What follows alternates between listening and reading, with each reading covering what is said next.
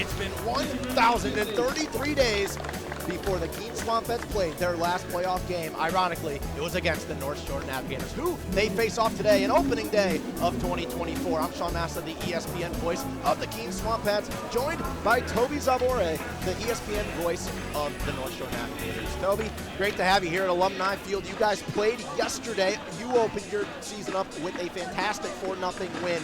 Walk us through that one from your perspective on the mic. Yeah, well, pitching really dominated for the Navigators, and you look at it with starter Brett Dunham going 5 innings, punching out 8 batters against the Valley Blue Sox. Pitching as a whole was so strong for the Navigators. Only 1 hit allowed in 9 innings, and the bats, they didn't really come to play until late, but when they came to play, my goodness, did they. A double steal getting the first runs of the game home, and as the game wore on, they just wore down Blue Sox pitching, got a couple of hits late, drove in runs, and took the first game of the season fairly easily. They're hoping to bring that same level of production into today and through the rest of the season. Today, they face Jake Bean, the right-handed arm heading into his sophomore season at Kent State, was mainly used out of the bullpen as a freshman. 9 appearances, 9 total innings, striking out 6 and walking 6 in his limited time. He gets the nod today from the head coach of the Keene SwampBats. Coach Sean McKenna gives him the nod. He's on the bump for opening day in front of a pretty nice crowd here at Alumni Field. The crafty right-hander is going to sit around low 9s is where he tops out, and it's going to be interesting to see how does he react. You can't really call it a college start, but it's a collegiate level start and the first of hopefully many for the young Kent State right-handed arm. Yeah, this is also against a lot of really talented hitters. You look at this Navigators lineup, Ryan Garrity leading off, followed by Reese Maroney, Alex Lucchini, and Matthew Chattel. Those are a lot of really powerful hitters. You look over at Reese Maroney, all Atlantic 10 first team freshman team. Look at Alex Lucchini, second team All-America East. Matt Chattel, first team All-Northeast Conference as a catcher. This is a lineup that can hit, and he's got to work his way around in his first start at this kind of level. It'll be exciting to see what he's able to do against such a potent lineup that the Navigators have put together. The first batter that Bean is going to face is going to be the center fielder for the Navigators. Ryan Garrity is going to take off on the left side, and this is a North Shore team that didn't hit the ball extremely well in game 1, only 3 hits, but they were able to manage 9 walks and root to that 4-0 win. And they start off here trying to get the offense going on the launch pad. Notice Alumni Field, the first pitch, a jam shot on the inside of the plate, fouled off well beyond the third base line. Yeah, and this is a team you mentioned it walks. They have an incredible feel for the strikes, and this is a team that's going to know coming out of the hands whether or not to swing or not. 0-1 count early for Bean. He delivers another fastball on the inside. This one's a blooper on the left field line. Veering over is House in left. That one's foul for an 0-2 count. Go through the defense real quick for the SwampBats before the 0-2. J.D. Jones behind the plate. Bryce Molinaro mans third base.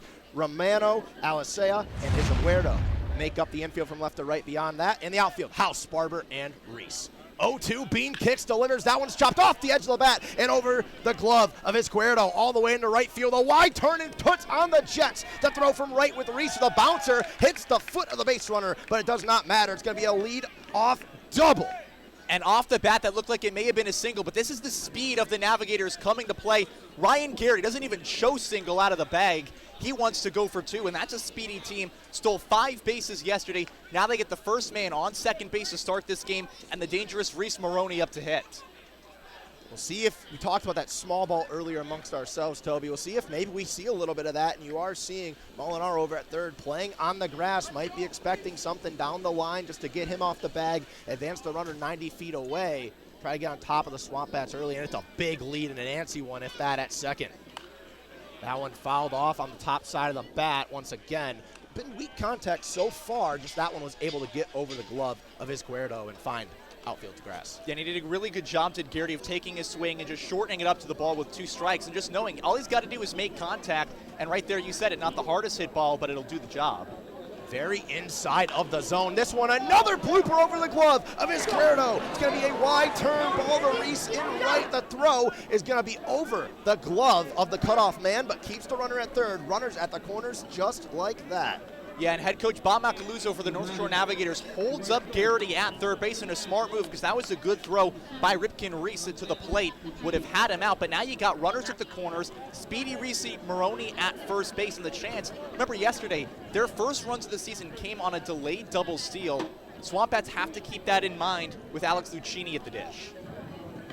See what another left-handed bat in Lucchini can do, the right fielder. Now it starts the meat and potatoes of the Navigators lineup in early trouble. It's been 2 weak singles over the head of Izquierdo at first. This one finds the bottom part of the zone for a strike, and we've seen the zone has been very commanded by Bean. It's just North Shore's been able to get a piece of it every time. Yeah, and that's kind of part of what came out of yesterday is they saw the zone really well. They got the jitters out of them, and now they're coming up ready to hit balls in the zone. That one just on the outside, trying to get a bite at the letters. And with 2 bloopers to right field that have tailed over to the line, you might expect Ripken Reese in right for the SwampBats to veer over, but no, he's still playing really, really close to the right center gap. Have to see if North Shore can keep taking advantage of that one. Up high and outside a little bit, pulled back in by Jones. Not enough on that 86-mile-an-hour fastball. And you said it, this is a left-handed heavy lineup. The Navigators have 5 lefties in the lineup, including one at the dish right now in Lucchini. They're going to go the right side fairly often. This one down low, left off. We've yet to see a swing, and we're in a 2-2 count. This is a big first out, and I got to think, if you're Jacob Bean, you would trade a ground ball, hopefully 6-4-3 or 4-6-3 for a run at this point with 2 back-to-back hits to start. He's keeping a close eye on the runner on first, who takes off. That one low, and that one's fouled off. Almost was a perfect swing and a miss. Would have easily been over to first. It just got below Jones, but a piece of the bat. Runner retracts the first. That's part of what makes Lucchini special. Again, he was second-team All-America East this season at UMass Lowell, and that's part of it. He doesn't strike out a bunch, and he makes contact when needed. Still with a nice lead at first. He looks antsy. He'll take off again. That one a looking ball. Throw down to second. Perfect. The tag is not. A laser from Jones, but picked up early by the second baseman, Alisea.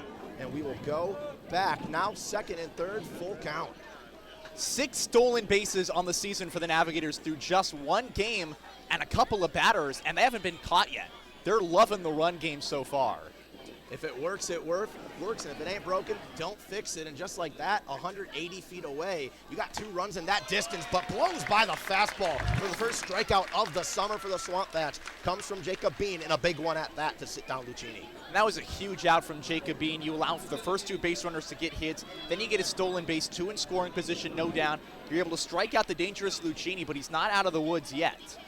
Brings up Matt Chattel, the designated hitter, in the cleanup spot.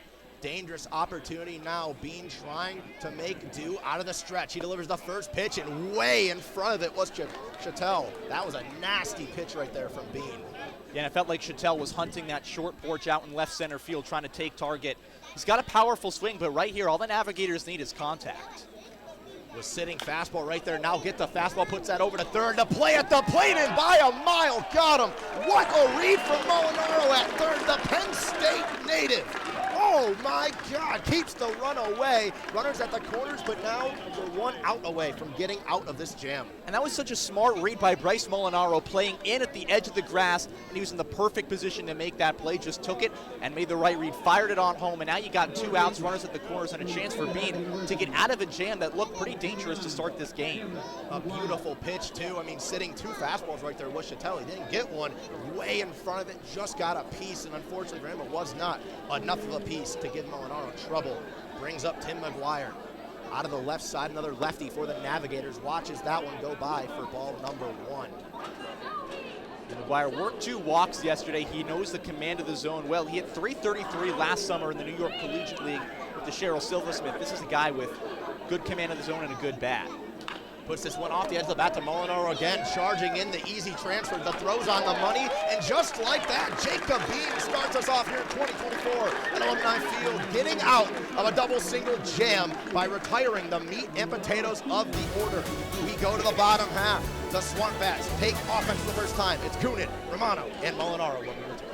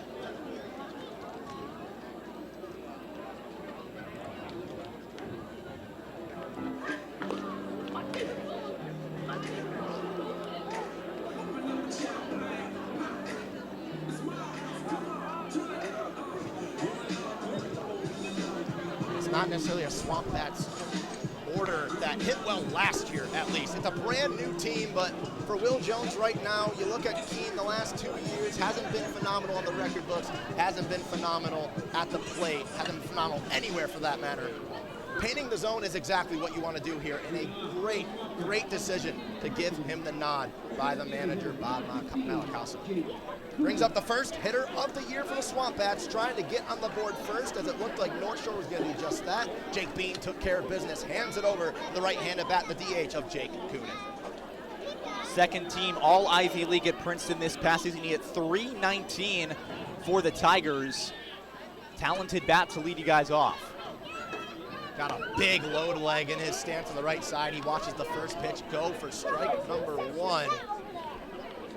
Was phenomenal at Princeton last year, was not very good at Princeton his first year, so really had that learning curve from his freshman to sophomore season. That one's on the inside of the bat, high in the air on the right field line, moving over and able to make the grab easily as Lucchini, and just like that, 2 pitches, 1 out. What did we expect from Jones? Strikes, and those were both in the zone. Yeah, and this is a team that filled up the zone yesterday. They didn't walk anybody. They had 11 strikeouts throughout the day. And they got a lot of quick at-bats, too. If it wasn't a strikeout, it was a weak ground ball in the infield or a high pop-out. This is a Navigators team that, on the mound at least, starting the season, they've done a really good job limiting damage through the arms. Brings up another right-handed arm, the shortstop, and Nick Romano. He watches the first pitch go for shocker, a strike right there, and that's got to be the scouting report that, the Keene coaching staff is relaying to their team, that our data analytics department with Milton DeBar is relaying to the team is it's going to be there. You just got to hit the ball. That one misses just low, trying to give him the bite on the changeup. Yeah, it's going to be one of the very rare times this evening that Jones will miss with a pitch. He's got such a good feel of the zone, and yeah, if you're the SwampBats, you got to go up there attacking because you're going to get something. This one chopped over to first on a hopper. It's fielded in fair territory by Bianco. And the first at-bat for Romano in a long time. Had to sit out this year at Florida Atlantic. He chops over to first, and there's 2 up, 2 down. And it's got to be good for him just to get back and see live pitching. Get in the swing of things. Feel an actual pitcher on the mound that's not batting practice, not a simulated game.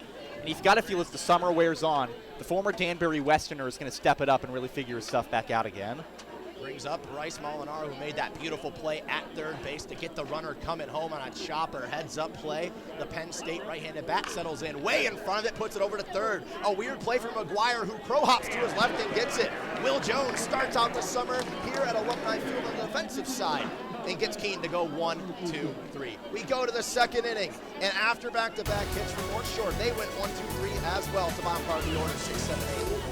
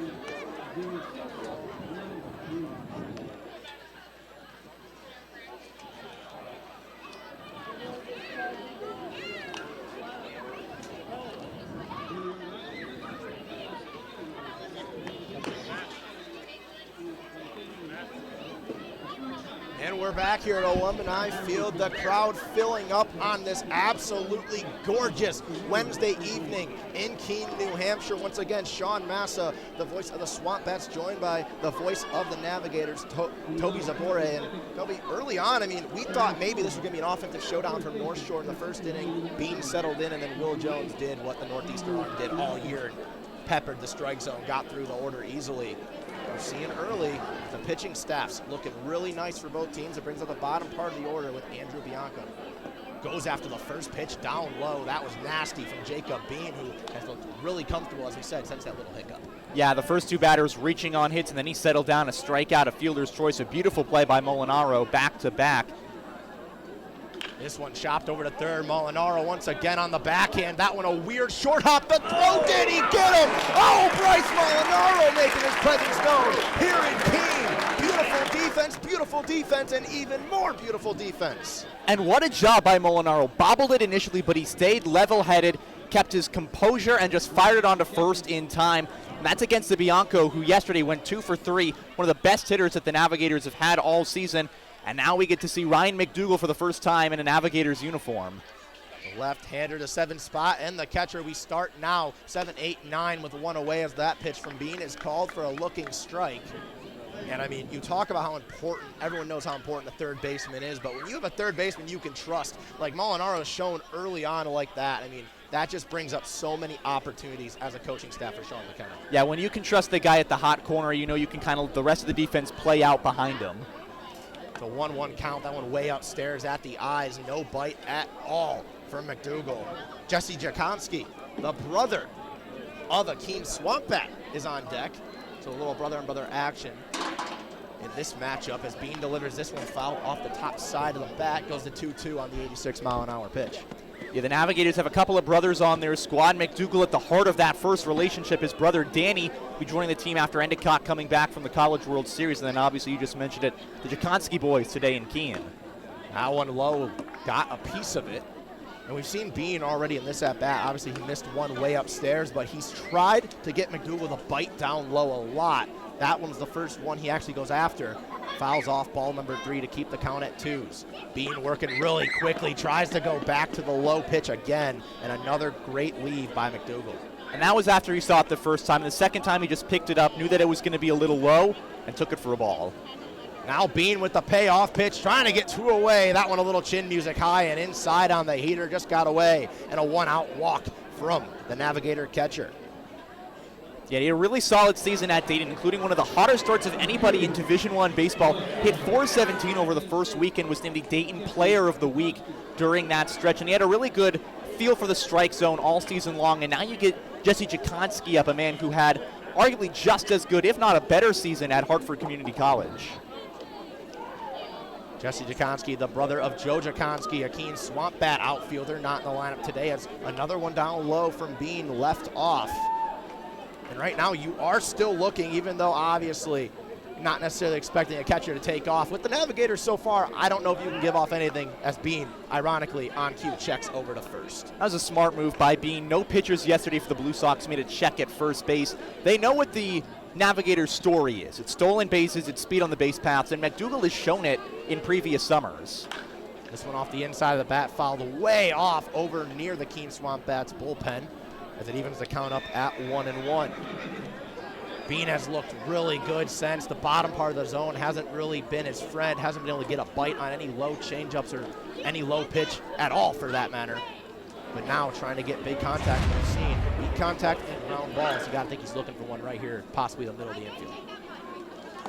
Blows it by, foul tipped into the glove of Jones, and just like that, a 1-2 count. And we have seen so far from this Navigators lineup, they have not been able to catch up to the Bean fastball. Yeah, they're just kind of waiting on the off-speed stuff to take advantage, and if you're Bean, keep peppering that fastball because the swings are going on him. On cue, he does it, tries to get to go low and away in the left-hand box, left off, evens the count up at 2-2. We saw an early ground out by Bianco early in the count. Since then, a 7-pitch at bat from McDougall. Now, Jakonski working it well, 2-2. And if you're the Navs, this is exactly what you want. Work the count and really make Bean work throughout this entire afternoon. Especially with a young arm making his first collegiate level start, but a backward strikeout right there. On Jakonski just fooled him, just down looking, and it brings up the 9-hole hitter, Brendan Jones. And this is your first time through the order. You're trying to feel out how Bean is going. The first 2 batters saw him really well, and ever since then, he has settled, and you got to think he just had to work some of the stuff out of his system. His first start at this level, his first start since high school, and he just had to see the first few batters. Now he's figuring out the zone. He knows what he can do, and now he's settled into this outing. And with the part of the order that answered it with back-to-back hits on deck and in the hole, you want to get out of it. Brendan Jones trying to extend it over to the top of the order for the second time. He fouls off the first pitch beyond the press box here at Alumni. Yeah, one of multiple returners for the Navigators this season is Brendan Jones. Had a .306 on-base percentage last summer with the Navs. Walked twice on opening day yesterday against the Blue Sox, so he's got a really good feel for the zone. Watches that one down low and quickly an 0-2 count for Bean. The biggest pitcher's count he's been in all day right here after the backwards K to Jakonski, trying to get back and get out of this one after the 1-out walk. Bean, heavy eye on McDougal at first, now delivers that one way upstairs, snagged back by Jones, goes 1-2. And you can't stress the importance enough for Jake Bean right here to get out of this inning with Brendan Jones as the last batter at the top of the order was the part that got the back-to-back hits. That one's a chopper over the glove of the first baseman, Izquierdo. Runner stops at second. McDougal took a look, but Reese gets it back in time. But first and second now with 2 outs going to the top of the order. Yeah, and you said it, the dangerous part of the lineup coming up. Ryan Gary doubled in his last at-bat. He's going to try and do the same thing there, and that's what Brendan Jones has been waiting on all year. Just one of those pitches that he can kind of get on top of, and not the prettiest swing you'll see, but it'll do the job, and any way they'll come, the Navigators will take it. Izquierdo having a tough time over at first with the hoppers going over and had a few just bloop shots go right over the outstretched glove. But now if you're Bean, he was really good out of the stretch last inning after the back-to-back hits to start. Now, Ryan Garrity cracked your code last time. See what Bean brings this time. That one up high for ball 1. Garrity's a batter who knows how to hit in collegiate summer ball. He was an all-star last season with the Brockton Rocks in the Futures Collegiate League. Now joining the Navigators, trying to bring that same level of production to the team in Lynn. Had a big-time double to start off the game, was stranded at second, trying to avoid stranding a runner at second. He sends that one high in the air and well foul for the first strike of the AB. And that's what he does really well. He can really take the ball to all sides of the field. The lefty, we saw in that first at bat, he hit it right down the line in right field going his way. And with that swing, he just went the other way, kind of stayed back on it and just got a little bit too far behind of it. But if he can take it down that line, that could be a run or even 2 depending on how far he hits it. Bean with more trouble. He had trouble in the first, got out of it, now trying to get out of it in the second. The 1-1 is upstairs, left off by Garrity. A beautiful eye from the lefty.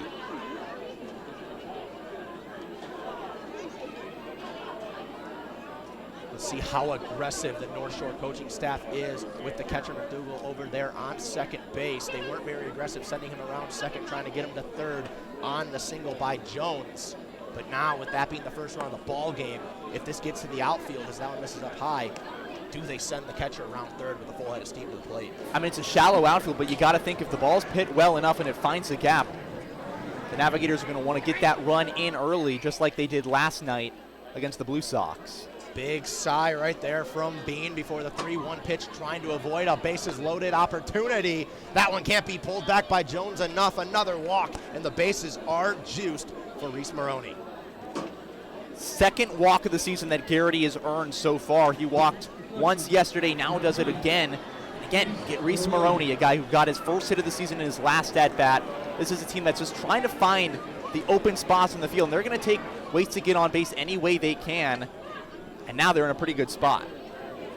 And now it's going to be a mound visit right here from the pitching coach in his first season for the SwampBats. John Nowak was actually a catcher at the collegiate level, but I mean, you can kind of make that correlation yourself, catching and pitching. You just know so well where to put the ball, how to pitch a game, and mechanics and everything like that. So trying to calm down the young right-handed arm, and did a great job in the first inning, getting out of a jam himself. This time has put himself in a jam after starting out pretty nice.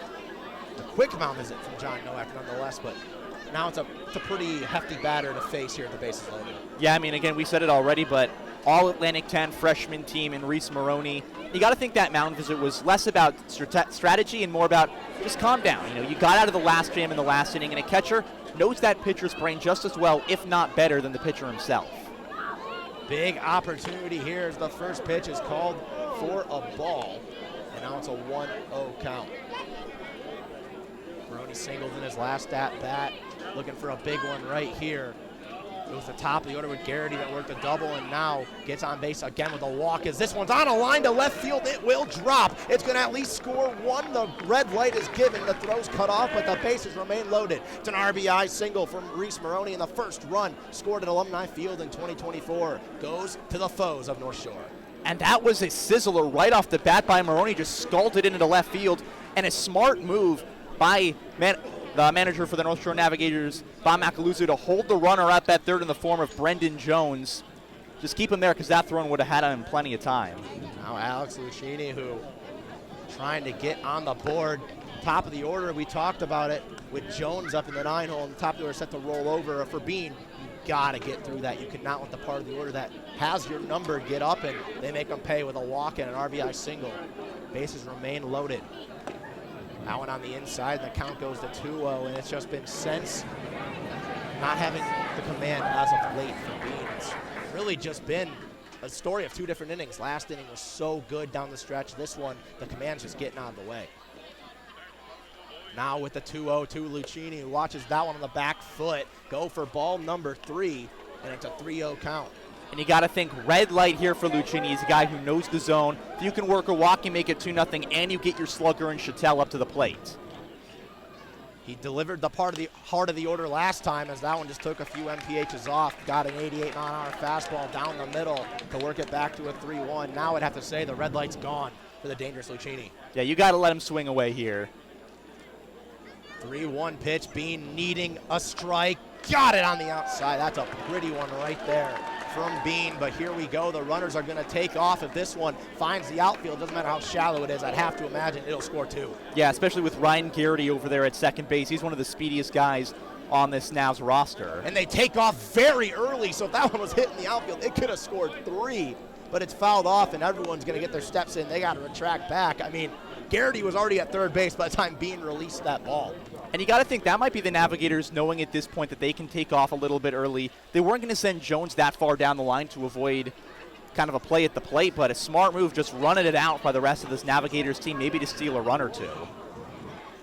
They already take off again, the same story. This one down the first base line. A diving play by Esquerdo. The throw to first. Bean covers. They got him. The defense steps up, they limit the damage, and Strand, the bases loaded. It's a 1-0 lead for North Shore, but the Keene defense has stepped up big. They went 1-2-3 on the offensive side last time. Now it's 4-5-6 with House, Sparber, and Reese.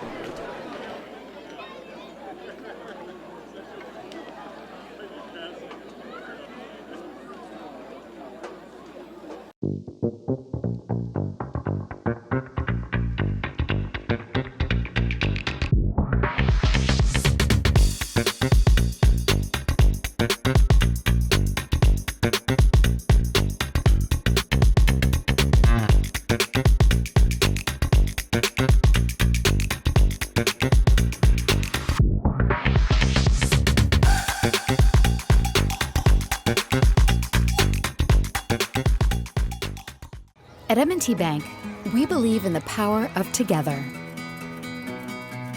Together, we can help your business grow. Together, we can move communities forward while giving back. Together, we can help your family spend more time on what matters most. And together, we can achieve more than ever before.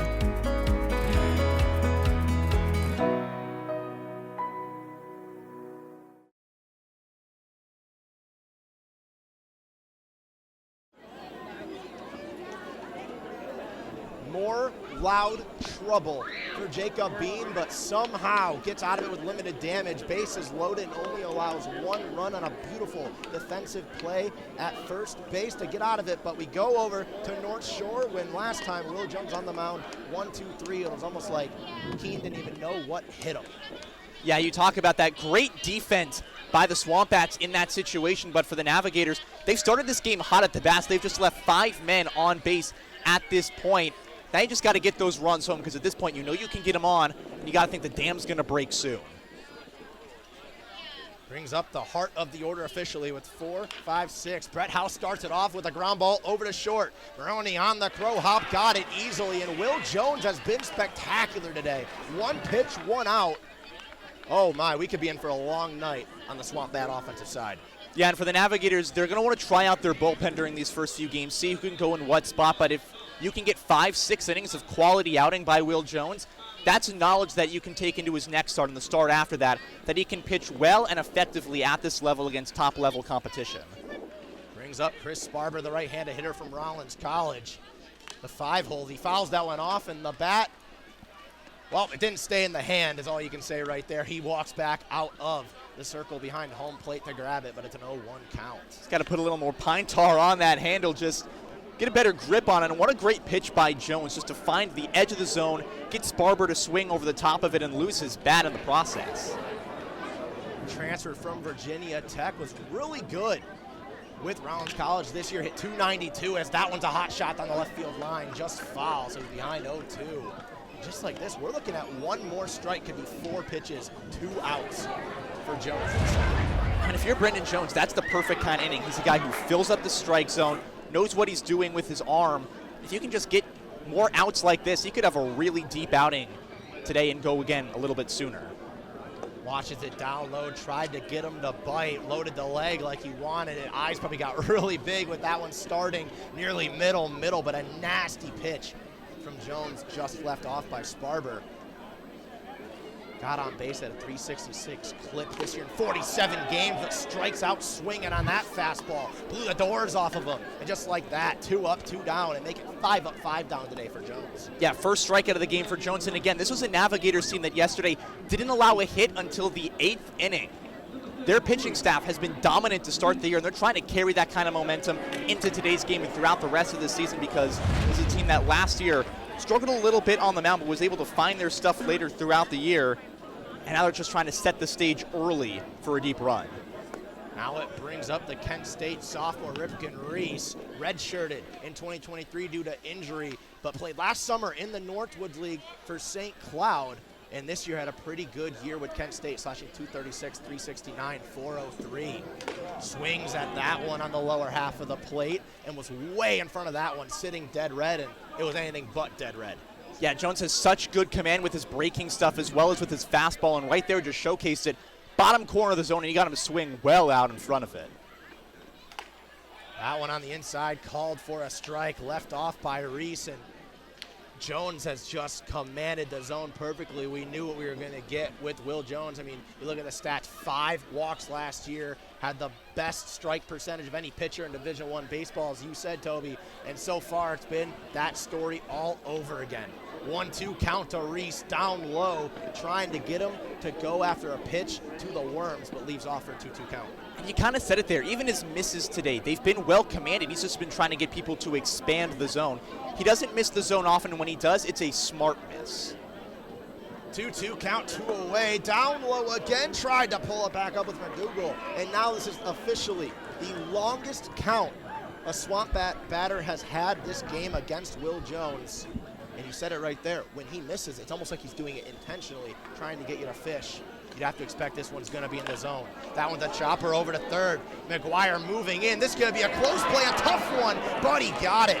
The throw was perfect to the middle of the chest of Yanko. Make it 6 up, 6 down for Will Jones, and the Northeastern left-handed arm is going back to Jacob Bean. Been a story of 2 games.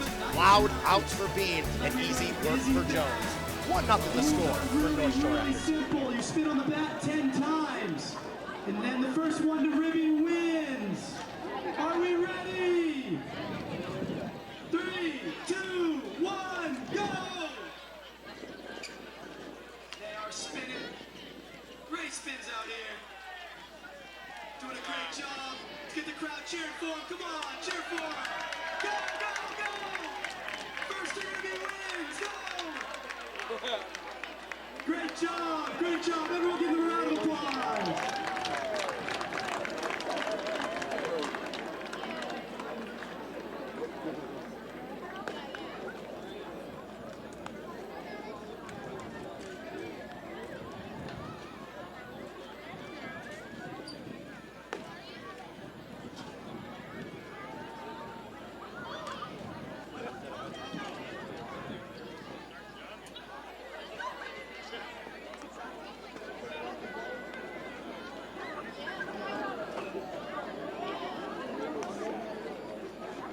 And we're back as we enter the 3rd inning here at Alumni Field. An opening day for the Keene SwampBats as they're trying to end the over 1,000-day playoff drought this summer. And so far, the scoreboard lopsided in a lot of categories. Pretty close on the runs part, but North Shore has really taken this one by storm so far. They've put guys on base. They've gotten 4 hits in the first 2 innings already. They've left 5 men on. They loaded the bases in the last frame. Bean's gotten out of a lot of jams, but he's forced himself into that position. And if you're the Navigators, you know you can get in those spots, and now it's just a matter of time before you can break the floodgates open and really start pouring them on. 4, 5, 6 due up for the Navigators. We start out with Matt Chattel, who this part of the order, 4, 5, 6, Chattel, McGuire, and Bianco, this is the part of the order that has the weak contact all on the left side of the infield to Molinaro over at third base. This is the part of the order that Bean has been able to take care of. It's a hot shot to short. Romano on the backhand, got it. A beautiful play on the collection, and just like that, another ground ball to the left side of the infield for the middle order. There's been really good defense shown by the SwampBats early in this game. Last season they finished last in the NECBL in errors given up with 67, but today they've kind of revitalized that defense, and you saw it right there with this time with Nicholas Romano making a nice play and taking care of Chattel and now turning it over to Tim McGuire. McGuire grounded out to third to end that threat in the first inning that saw first and second with no outs amount to nothing for the North Shore offense. He looks to lay down a bunt, pulls it back as they're on the outside. This is a team that yesterday showed a lot of bunts early in counts, pulled them back, and then went back to swinging. And you're going to see Molinaro playing in a couple of steps now that they've seen Tim McGuire show bunt. That one way on the inside, trying to back him off the plate maybe, or might have just got away from Bean given the reaction on the 89-mile-an-hour fastball. But it goes to a 2-0 count, and this is something we've seen of Bean, especially as of late, with the last 5 or 6 hitters falling behind in counts, and that wasn't the story through the order the first time up. This one's on the inside, fouled off, so he gets a much-needed strike one to make it 2-1. Yeah, part of that was that Navs hitters were making contact early on first time through, but a lot this time, they're just seeing the pitches better out of the hands, and they're really making them work. And every single time Bean's falling down in a count, that's just helping out the next batter in line, because you got to think he's thinking about that in the back of his mind. Got him behind it again. That one shot over the left field line and way foul. House was going after it. Romano looked up and made a track towards the ball, but no play could be made, even as I count up at 2-2. And again, if you're the Navigators, you're just making Bean work, making him throw a lot of pitches and really shortening his outing by a lot. And even though you've gotten a lot of guys on, you haven't been able to get him across. Do you think going to the bullpen might change that factor early in this game? Especially with an arm that hasn't started a game since high school. It's going to be how can you get, not only physically, get the fatigue going, but how can you get a young right-handed arm mentally out of a game? And we've seen Bean limit damage well, but that's going to be a big part today for North Shore. They've done a great job as the 3-2 pitch is outside. It's going to be another one-out walk. The last time that happened, Dougal came around to score. You look what the Navigators have been doing today.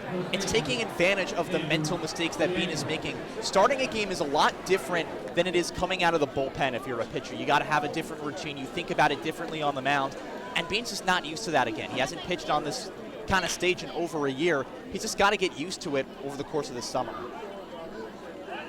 Andrew Bianco grounded out to third as they check the runner over at first again. You got to think after that first inning, you saw just so many aggressive running tactics from North Shore. That was a message when Bean went back to the dugout is, hey, they get on, make sure they know that you know they're there. As an ugly swing down low from Bianco for strike. Yeah, you got to think if it was kind of a directive from that dugout, hey, first guy that gets on base, you're throwing back to him no matter who it is. Let the Navigators know that you're thinking about him. They're not going to get free steals off of this guy anymore. Bean still with a close eyes. He delivers a beautiful strike, too. It's up 0-2 now on Bianco. Ryan Dougal, the catcher, standing on deck circle. We're going to the bottom part of the order that got going against Bean. And last time a one-out walk, obviously, was a score.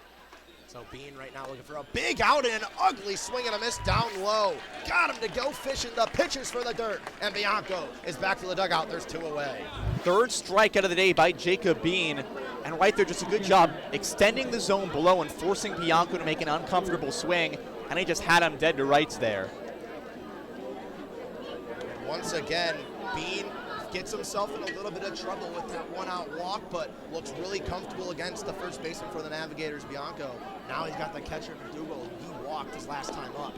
That one on the inside, tried to get him to go on an ugly swing. As we saw from McDougal, his first at-bat, the only times he swung the bat was really outside in swings, and if you can get a pitch on the inside, it's not going to go anywhere. Yeah, his first swing to the plate for a while. He had a pretty good season this year at Dayton, hit 281, 25 RBIs. Really good hitter for the Flyers, and he's just trying to translate that into the summer. You think as the time goes on, he'll get there. This one, a hot shot off the inside of the bat, charging in Alisea, the underhand flip, and they got him. So trouble for Bean again with a one-out walk. But that is the shortest inning for Bean so far with 4 batters. Now can the SwampBat offense get going? 4 hits and a run for North Shore. The SwampBat offense has been stifling.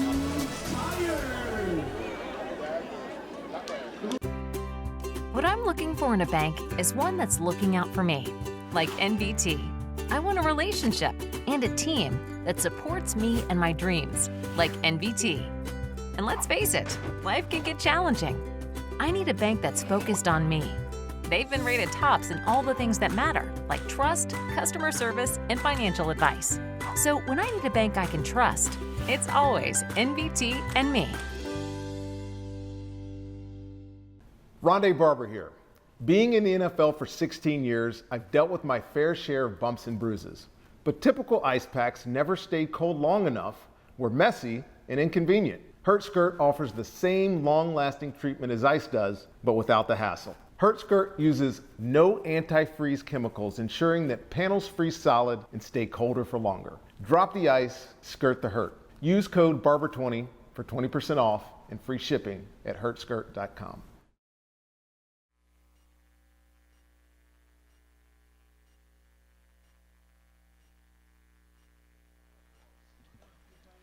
Jacob Bean gets out a little bit of a jam with a 1-out walk, retires the next 2 to put up his second 0 of the game. It's still a 1-0 game in favor of North Shore. Now the SwampBat offense trying to crack the code known as Will Jones. If you're just joining us here on ESPN Plus, it's a beautiful Wednesday evening here in Keene, New Hampshire with myself, Sean Massa, and my partner in crime today, Toby Zabore. And so far, Toby, Will Jones has done what we expected of Will Jones, to say the very least. I mean, he's a guy who you know the scouting report on coming into every game. He fills up the strike zone, gets guys to swing at pitches, and he's going to get a lot of contact. He's going to get guys to ground out, get weak ground balls, get out of innings that way. He can also post strikeouts. He led Northeastern this past year with 45 on the bump, trying to do the same kind of production again for the Navigators this summer.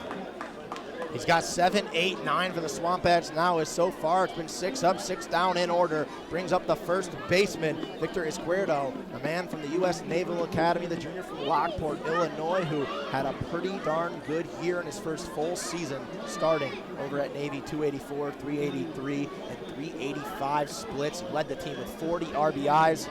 Now playing the leadoff spot here in the 3rd inning. The tall right-handed batter is trying to crack the tall left-handed pitcher, known as Will Jones. Tried to give him the go on the back foot right there. Left off for ball number 1. Yeah, Jones, we said in the last half inning, we're going to say it again, he doesn't miss the zone unintentionally. He misses the zone intentionally to induce swings. Misses it again right there. It's the 2-0 count. That one just drifted upstairs. Looked like it could have been dangerous. It could have hung right there in the 77-mile-an-hour off-speed pitch. Izquierdo leaves off. And it's good to see Izquierdo really getting back into it. He started his first game as a freshman in 2023 on Navy and had a season-ending injury. So he was sidelined in the summer and his freshman season. But last year, as a sophomore, started 51 games and one spectacular. And now playing here in the NECBL with Keene. He's got a big 3-0 count early. The bat hasn't left the shoulder yet. It doesn't right there. An auto take makes it 3-1. And against Will Jones, you got to think the red light is on every single time the count gets to 3-0. And now that it's 3-1, you can kind of let your batters expand the zone a little bit. 3-1 count after the auto take got us here. That one little in front of it from Izquierdo, fouled off, and we go 3-2. And you talk about the red light being on in those situations. This is a man that if that 3-0 would have missed or that 3-1 would have missed, would have been his like 6th walk in maybe a calendar year almost of action. Yeah, he does not walk batters. That's the long and short that you need to know about Will Jones. 3-2 outside, and there's the 6th walk in about a calendar year for Will Jones. And at the leadoff base runner and the first base runner for the SwampBats today. And that's the broadcaster's jinx coming back. The second I say he doesn't walk a guy, his first walk of the year. Remember last year, Jones only walked 5 total batters with the Navigators, trying to replicate those numbers, if not improve on them, in his second season in North Shore. Brings up the catcher, J.D. Jones, the senior from Boca Raton, Florida. Rutgers University fouls that one off to make it 0-1. At Rutgers this year, limited action / 250, 333, 458, and just 4 games started. And had 4 RBIs, so pretty good efficiency out of the right side. 0-1 count is way behind that one. Don't know what he was sitting, but got 84 miles an hour at the lettering and was just in a different zip code than the pitch. It goes 0-2 to Jones with Alex Alisea on deck. 0-2 now, that one a blooper over to right field. It tails into the grass. Back-to-back base runner, the red light over at second. They tried to gun him with Keene in right field, but just like that, Keene has life on the offensive side. Their first base hit. This is a good job of the SwampBats. You know, you're getting your bottom part of the order through against Jones, and you just need to break something through to get life against the big lefty, and that's what you got. A walk followed by a single, and if you're Jones, just keep working out of the stretch, filling up the strike zone. Hope to get a ground ball on the infield to hopefully turn two, or get a strikeout and then put yourself in a better position. And they say the 9-hole hitter nowadays is known as the second leadoff man. And Alex Alisea, I mean, he does just that. He tallied more walks and hit by pitches than strikeouts in his freshman year at Louisville and got on base at a 397 clip. He lays down a bunt perfectly back to the mound. Jones charges, goes to first. The throw is low, but a beautiful adjustment by Bianco. Second and third now, a perfect sacrifice bunt that almost went sideways. And if you're Alisea, that's all you need to do in that moment. Move the runners over, get out of the double play situation, and you turn the lineup card back to the top of the order, and Jake Keene. Smart playing by the SwampBats. They're taking a little bit of small ball on their own to try and tie this thing up at 1. Now a big opportunity for the top of the order, seeing Jones for the second time today. Keene flew out to right field for the first out of the game back in the first. Now the Princeton junior looking to get the first RBI for a SwampBat this season in the summer of 2024. Trying to tie the game up or potentially crack it open for the Bats. This one a delayed chop swing easily down the third base line and well fouled towards the North Shore dugout. And if you're Jones, that's not the worst in the world. Weak contact here, especially to the third baseman and Tim McGuire, could lead to an out at the plate if they send, or if you're a smart move right there, you just hold the runners and get the out at first. We saw that exact play happen in the first inning for Jake Bean on the mound. Got weak contact up Bryce Molinaro, end up getting the out at home. So gotta see if Keene is safer. That one hot shot high in the air. Jankowski selling under in left field. Will the tag be applied from third? Izquierdo fakes it. The throw's cut off. He returns, and now there's 2 away and a lot of pressure on Nick Romano. And what a cannon by Jankowski. Fired it onto the infield right to Reese Maroney. And that was a smart move to send the runner in Izquierdo back to third, because if he had gone, he would have been out by a country mile. A beautiful throw right there. Not what you wanted to do if you're Jake Keene. 2 flyouts to both left and right field to start his year. And now it's Nick Romano. Grounded out to first base his last time up, and this could be disaster for Keene if they are unable to get something here. Romano watches the first pitch on the inside low for ball number 1. With a pitcher like Jones, who you weren't able to crack for the first 2 innings, your 7 and 8 hitters get on base with no outs, and you come up empty. That would just be a straight gut punch for Keene right now. Yeah, for momentum, they got to pick up those runners on base right now if they want to stay alive in this thing. Romano loads, watches that one go low, and the count goes to 2-0. So now in a hitter's count, he looks over to third base for the manager, Sean McKenna. I don't think the sign right here is it's going to be in the zone.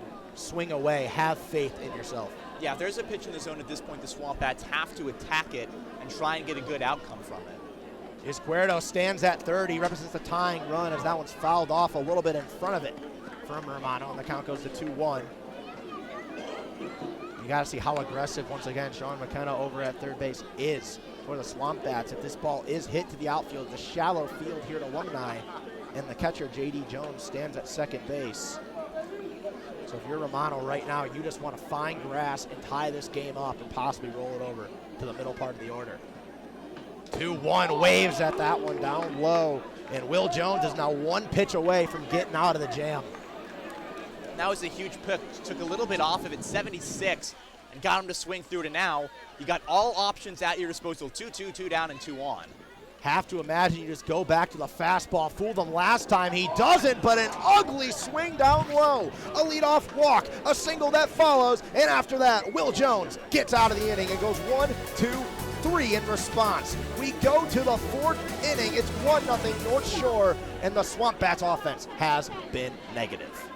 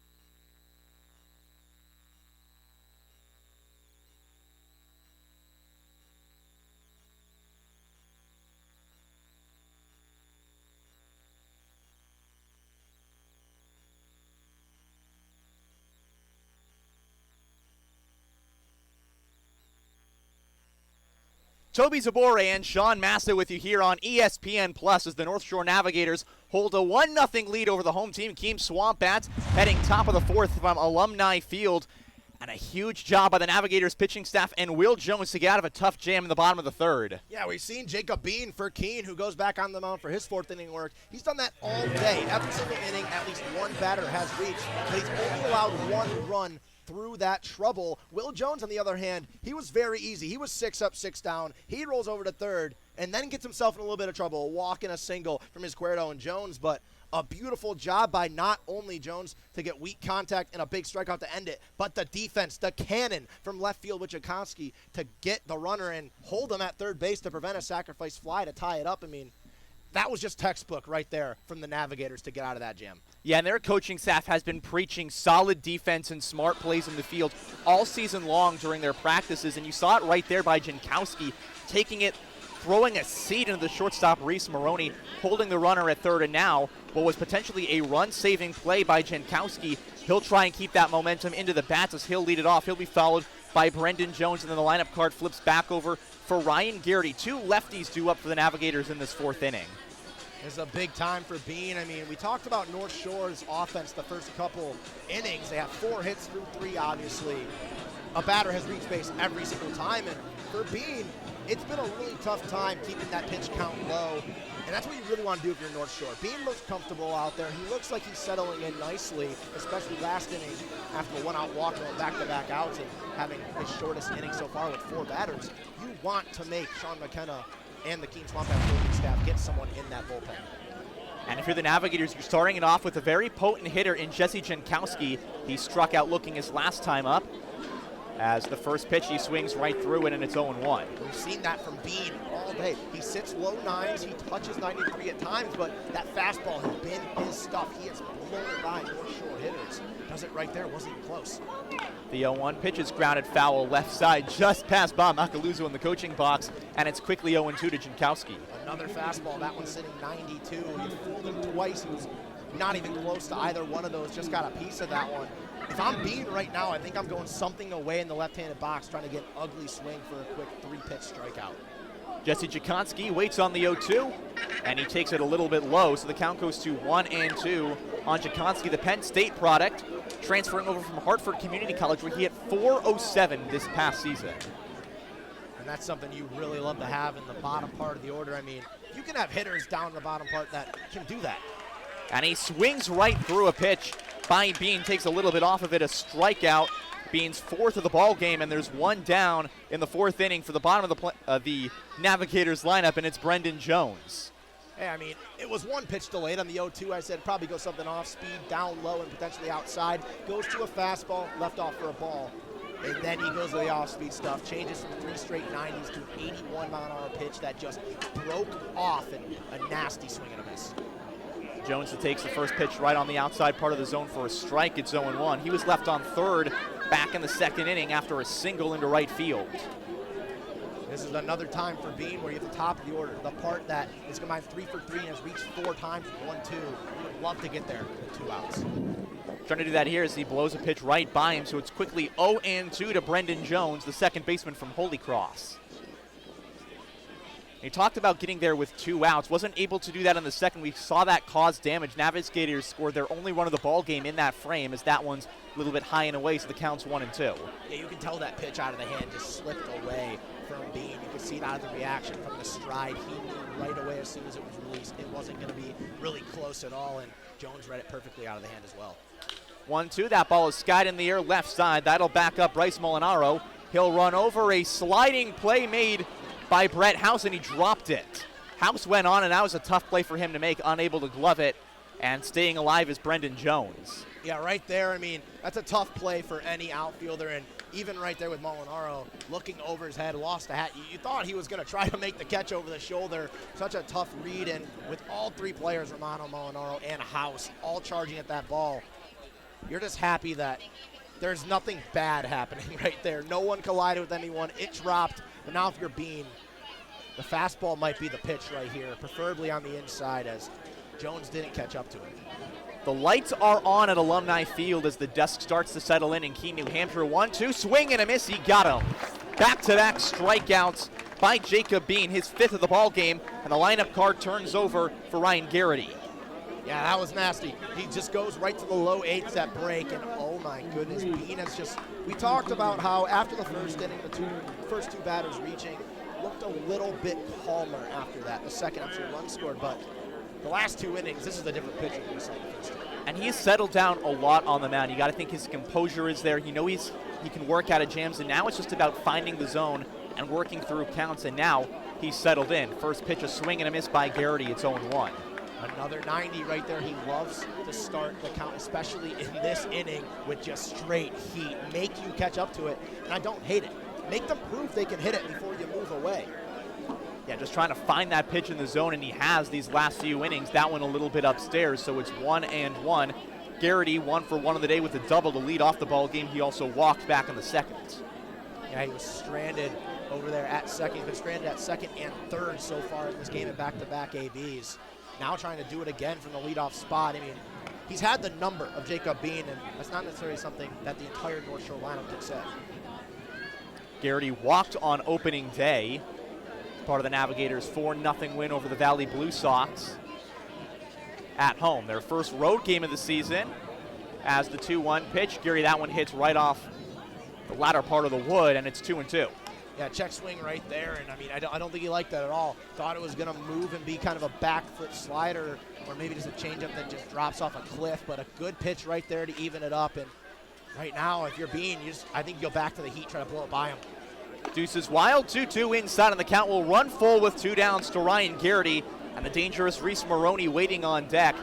Now you got to give him his best stuff, but in this position, to walk with 2 outs, even though the Navigators have done things at the top of the order, wouldn't be the worst thing in the world for Bean. Yeah, and that was the fastball right there. He just missed the zone. See if he goes back. Payoff pitch, fly ball, skied in the air center field. That'll chase back Chris Sparber. Now he comes in on it, and Sparber reaches up, makes the catch, and retires the side. 1-2-3 go the Navigators for the first time in this ball game. We'll head to the bottom of the 4th inning. Still a 1-0 lead for the visiting North Shore Navs. What I'm looking for in a bank is one that's looking out for me, like NBT. I want a relationship and a team that supports me and my dreams, like NBT. And let's face it, life can get challenging. I need a bank that's focused on me. They've been rated tops in all the things that matter, like trust, customer service, and financial advice. So when I need a bank I can trust, it's always NBT and me. Rondé Barber here. Being in the NFL for 16 years, I've dealt with my fair share of bumps and bruises. But typical ice packs never stayed cold long enough, were messy and inconvenient. HurtSkirt offers the same long-lasting treatment as ice does, but without the hassle. HurtSkirt uses no antifreeze chemicals, ensuring that panels freeze solid and stay colder for longer. Drop the ice, skirt the hurt. Use code BARBER20 for 20% off and free shipping at hurtskirt.com.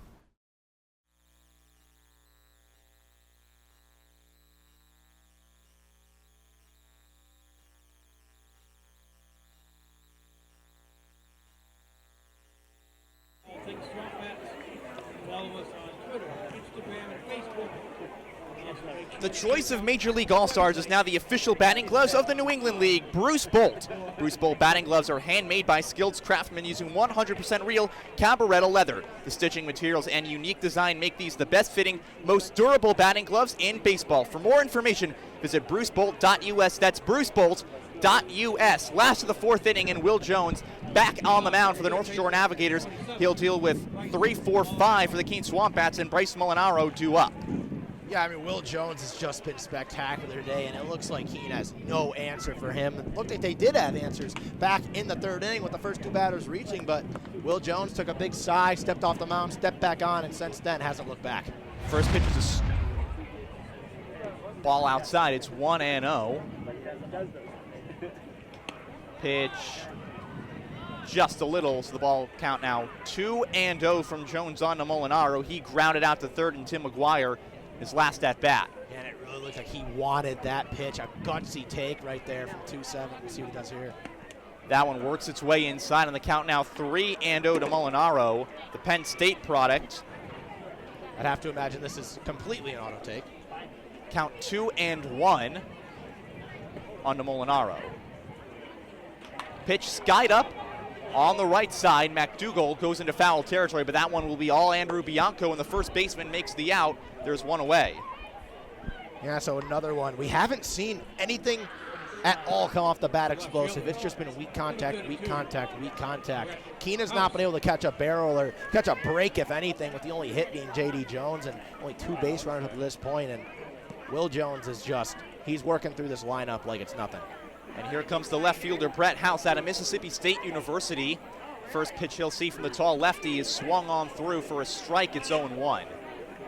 Yeah, House actually had probably one of the hardest hit balls today from the Keene lineup on that ground out over to short that Maroney took care of. It was a beautiful play by the shortstop, and that just goes to show that ball was not hit hard, but that's one of the harder hit baseballs that's come off of a Will Jones pitch, and it's kind of sad to say if you're thinking right now as you're going to the 4th inning. I mean, your pitching staff is putting them a gen right now. 1 run through 4 innings, you have to get them support. Yeah, and if you're Will Jones, that's exactly what you're looking for in that spot. A lot of weak contact to complement him. Just 2 strikeouts on the day, but when you're getting weak contact like that, you don't need a bunch of strikeouts. You just need outs in general. A 1 pitch, it's a ground ball over to third. That'll be played by McGuire. Bobbles it a bit in the hand onto first, and it is in time to get him. Tim McGuire, the good throw, and he recovers from a bobble. 2 down.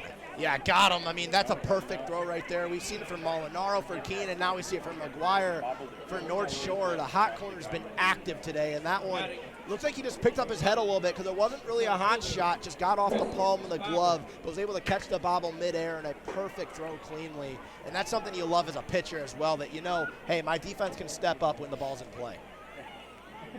Caught up to him, but he made a play, and it is Chris Sparber takes a strike, and it's 0-1. Sparber struck out last time up. He's one of the only 2 strikeouts today from Jones, who has really been relying on the defense with that weak contact.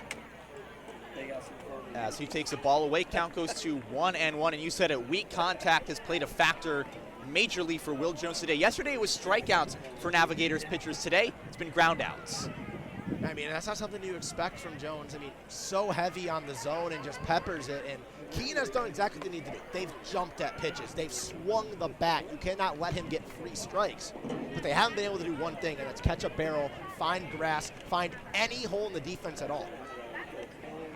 Bunch of Gold Glovers out there as the count 2-1 onto Sparber. Sparber takes up and away, so the count goes to 3-1 to the second-team All-Sunshine State Conference player from Rollins College. Yeah, and I mean, Jones the last 2 innings has fallen behind in counts. When he was 6 up, 6 down through 2, it was just strike, strike, strike, just almost like it was clockwork. Since then, Keene's done a really good job working the counts. Trying to find his footing here as the 3-1 is swung on a little pop-up on the right side. Bianco takes care of it, and that's the 4th. Andrew Bianco requires 2 pop-outs to end the frame, and the Navigators get out of what little jam there was. On to the 5th. Score still 1-0 North Shore.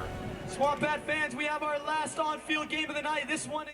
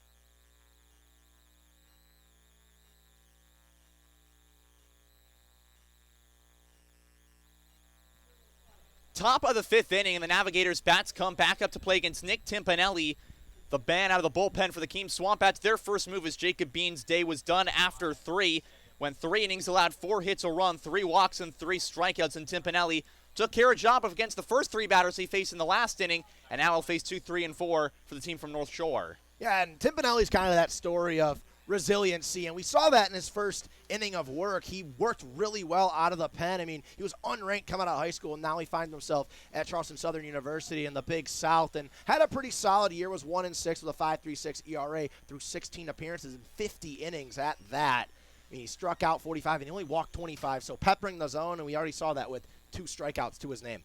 As Reese Maroney comes to the ditch for the Navigators, already 2 for 2 with 2 singles. Tim Pinelli has exceeded his strikeout total from the 2021 season in the NECBL when he pitched for the Winnipesaukee Muskrats. Struck out 1 over 6 innings. Has his second go-around in the New England Collegiate League, and it's a strike onto Maroney, 0-1. Yeah, so far what we're seeing from Tim Pinelli is strikes, and you got to think, was there a conversation for the Keene coaching staff of, hey, North Shore's going with Jones, who does it? Let's do it too. As a strike-throwing righty as opposed to the strike-throwing lefty, pulls that one a little bit low and away, so the count 1-1 onto Maroney. Maroney led Rhode Island in batting average through most of the season, and that ball is cracked down the line in left field. Brad House now comes in on it, and Brett House makes the catch, 1 down. Yeah, I mean, that's some of the better contact we've seen all day. Even the base knocks for North Shore on the other end. Obviously, Keene has done nothing, but with North Shore, their base hits have been a lot of bloopers over first base that have just found holes, and that was probably the hardest hit ball they've had all day, and looked like it could have been a misread from House right there, but as we talked about with the launch pad known as Alumni Field, it's hard to read fly balls. You think, oh, it's going to be routine, but you're lined up nearly against the wall. Pop-outs can turn into home runs at this ballpark in an instant. As Lucchini pulls the bunt back for a ball, it's 1-0. Yeah, you know how they say big league pop-outs? Yeah, in Keene, it's little league home runs. I mean, there could be a lot of balls off the bat where you think, oh, that should be an out, and then all of a sudden you're at the fence and you have nowhere else to go, and you're watching it hit the red barn. As the 1-0 was taken a bit downstairs, so the count goes 2-0 to Lucchini, and that was a ball previously hit by Maroney that sounded like it and looked like it, a seed off the back, and the step back by House wasn't the worst move in the world. As the 2-0 to the UMass Lowell product, and Alex Lucchini, he swings right through it, and it's 2-1. Yeah, batters have not been able to catch up to Tim Pinelli's fastball, and he's done a great job. I mean, that's one of the lower velo ones we've seen, clocking at 89, and something odd for North Shore is this part of the lineup, the middle part, 3, 4, 5. There's not a base hit to their name. Well, Lucchini swings right through another one in the count quickly, 2-2. You said it. Just a fielder's choice on Chattel and a walk to McGuire, but the production has been limited to those middle bats. Yeah, they blew the doors by him on that one. And he takes it a little bit low, so the count runs full to the product of UMass Lowell. Walked twice on opening day, trying to make it 3 times at the start of the season and bring up the big slugging righty and Matt Chattel with a man on. Yeah, that's a gutsy take right there in the 2-2. Those are the pitches you look at off the hand, you think, I can golf this thing out of here. Payoff pitch, got him down low. It's dropped by the catcher. He'll throw on to first in time, and there are 2 down. I mean, right there, it's the same exact spot he went to in the 2-2. Had a fastball in that 2-2 miss. Goes right back to it, and it looks like it's a fastball of the hand with the spin and just drops off of a cliff. And a nasty swing and a miss was way in front of it was Lucchini. And this is beautiful pitching we're seeing from Tim Pinelli out of the bullpen. You said it, Tim Pinelli has great feel for the SwampBats out of the bullpen, making a name for himself on the opening night in Keene. And now comes the big slugging righty, Matt Chattel. He checks his swing on a ball down low. It's 1-0. Same pitch that he just got Lucchini to go after and swing through. Checked his swing, they offer, but obviously did not go right there from Chattel. And that's such great discipline as a hitter to be able to pull back, because once you're just going after, it's so hard to stop yourself. Chattel lays off a strike. It's 1-1, and you said it. Just hard to pull back on those pitches, and there Chattel didn't even try to bother, but it found the zone.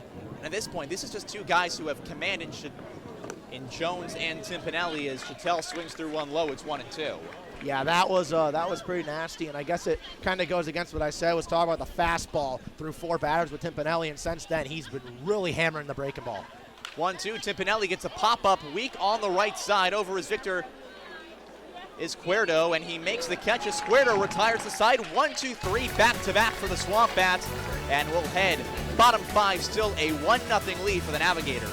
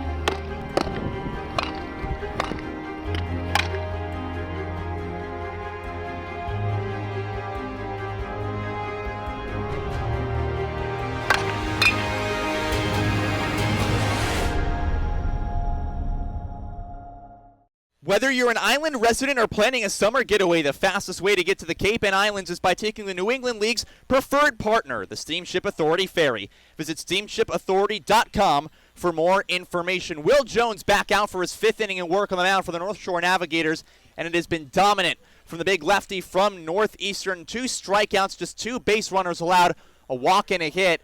And he's going for his 5th inning of work on the mound. This is the same number reached by Brett Dunham yesterday in pitching. Been the story of North Shore through the start of the year.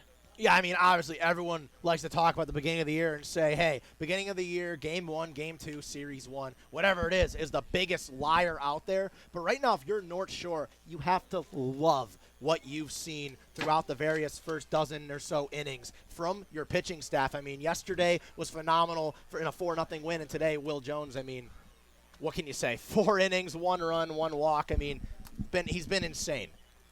As Ripken Reese will come to the plate for the SwampBats. I talked to Navigators head coach Bob Macaluza before opening day about the importance of bringing back his returning players from last year, and the biggest thing he said was trust. He knows he can trust the guys out there. He knows who he can rely on early in the season, and just finding that as the season begins is huge. And Will Jones capitalizing on that trust and delivering a gem through 4 innings already, as Reese, who grounded out to McGuire back in the 2nd, comes up. Yeah, and you're looking for something, anything right now if you're Keene. I mean, this is where you think if they get a runner on, it's small ball galore, because you're getting to the part of the game where if you let North Shore get that confidence, you might not have a chance. Well, it's a strike by Jones. It's 0-1 as that catches the bottom part of the zone. You said it. If you get on base, you got to capitalize in any way, shape, and or form. Yeah, Jones has done a great job changing the eye level of hitters, too, which has really led to a success.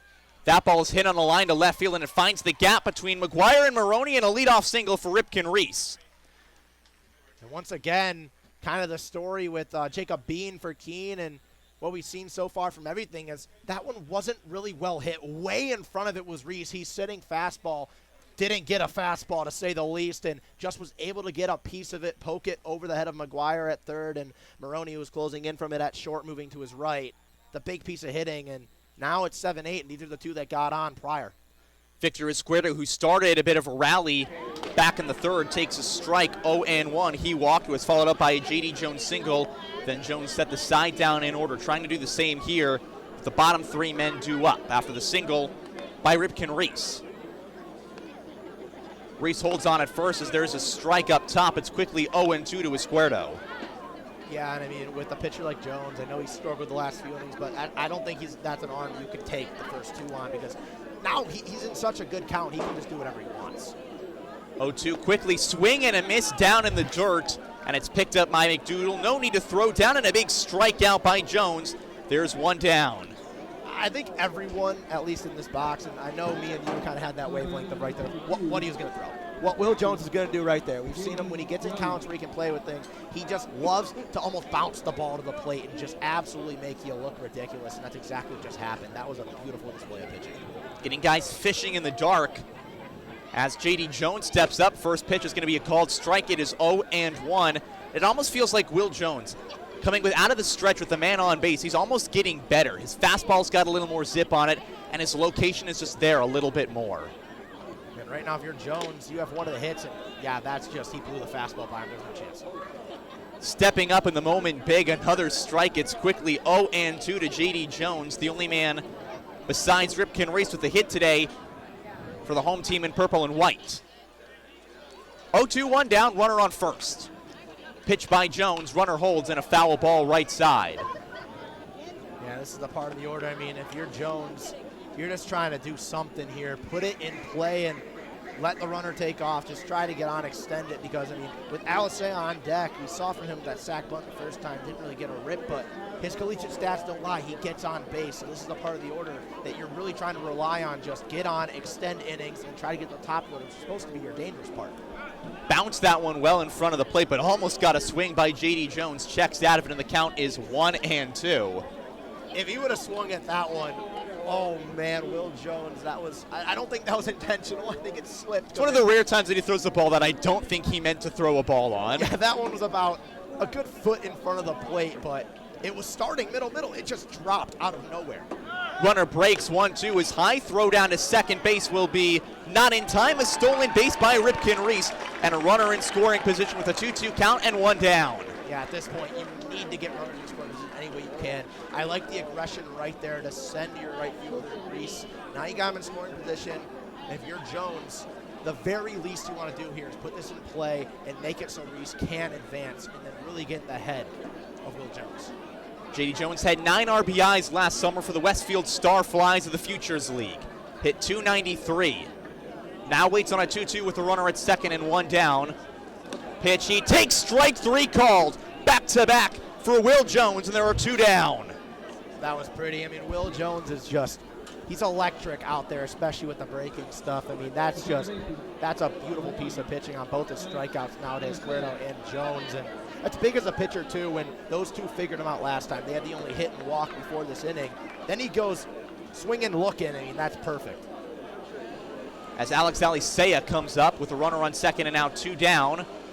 Jones's first pitch is a little bit outside as he yanks it. Count goes to 1-0.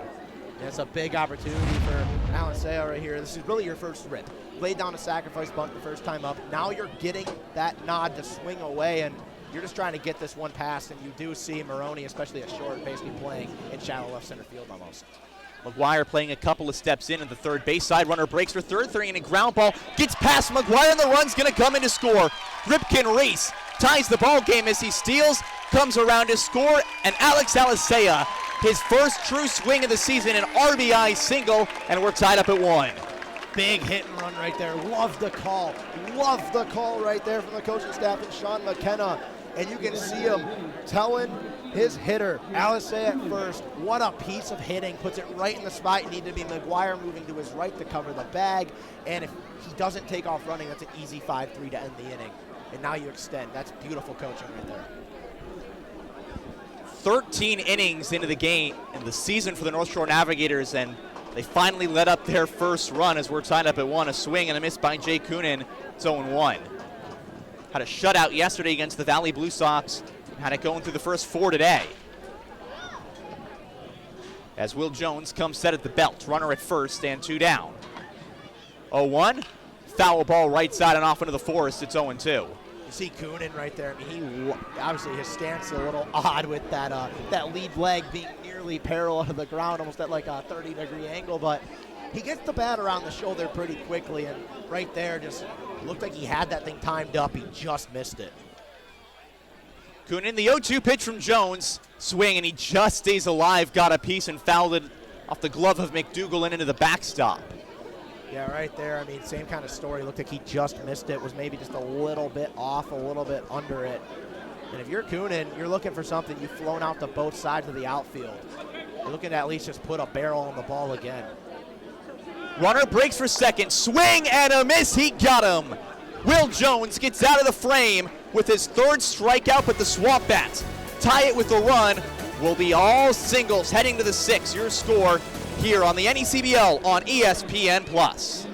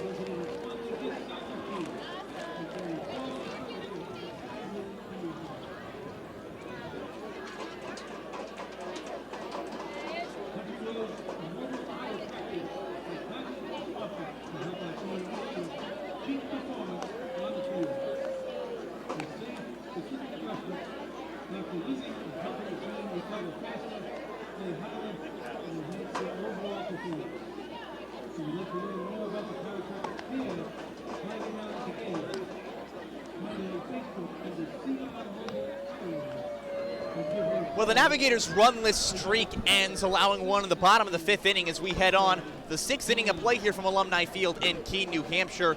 All knotted up at 1 and back on the mound, Nick Timpanelli for his 3rd inning of work, and what a strong first 2 he's had in the purple and white.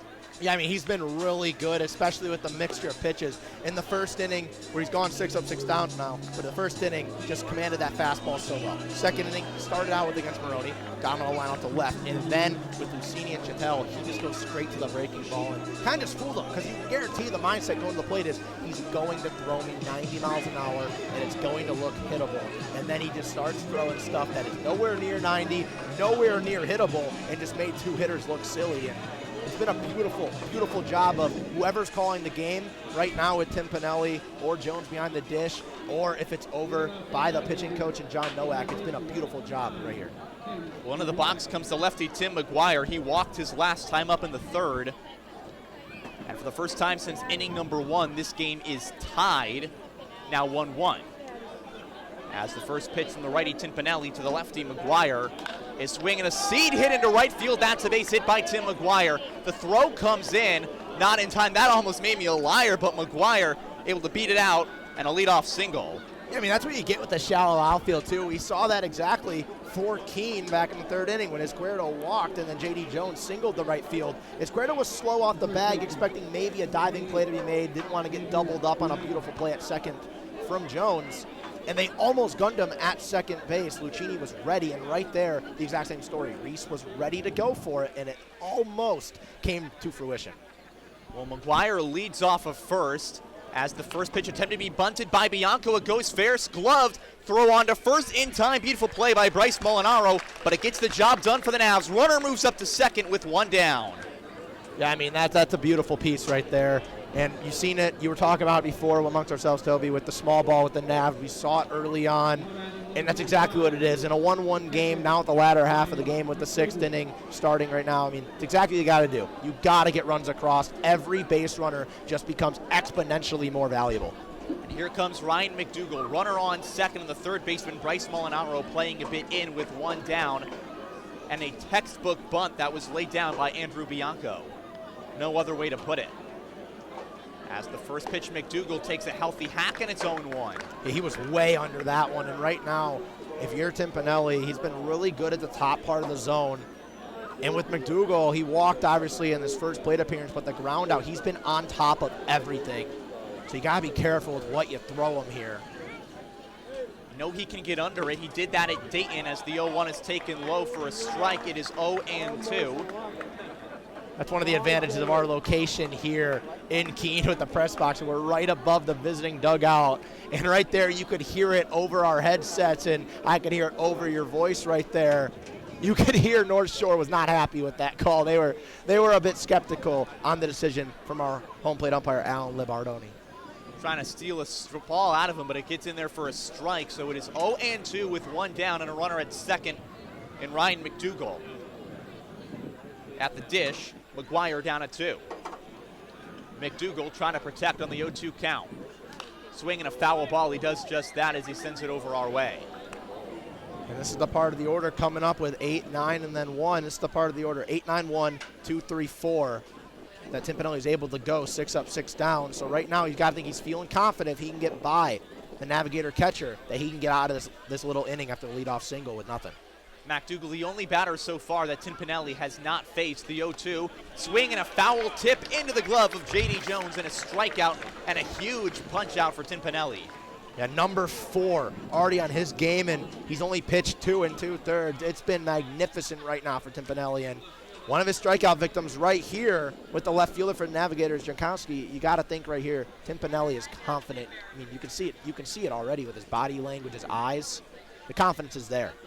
Jesse Jakonski, over 2, as you said, with the strikeout. 2 of them on the day. He takes the first one low. It's 1-0. I really don't mind that call on a first pitch. I mean, as a pitcher, you got a guy who struck out twice. You've struck him out once, and your counterpart with Jacob Bean struck him out. You know he's feeling antsy to get a bat on the ball. Why not try to get him to chase an ugly pitch and get yourself in a nice count? Jakonski trying to do something to give the Navs the lead with his brother in the opposing dugout. Pitch was low, and he holds up his swing, so the count immediately goes 2-0 to Jesse Jakonski. Yeah, good pitch right there again. Same exact idea. Try to just get him to go after something, and like I said, 2 strikeouts in the day. You're anxious, you're antsy. You saw right there, he went after it, was able to pull back, but now if you're on the mound with Tim Pinelli, you have to just put this one in the zone. You can't play with it anymore. You can't even think about a 3-0 count. Would not want to walk Jakonski with Brendan Jones 2 up. 2-0, swing, he gets a soft piece of lumber on it through the middle, base hit. Going around third is Tim McGuire. The throw in is cut off by the pitcher. Here comes McGuire safe, and the Navigators, immediately after giving the lead up, they retake it. It's 2-1 North Shore.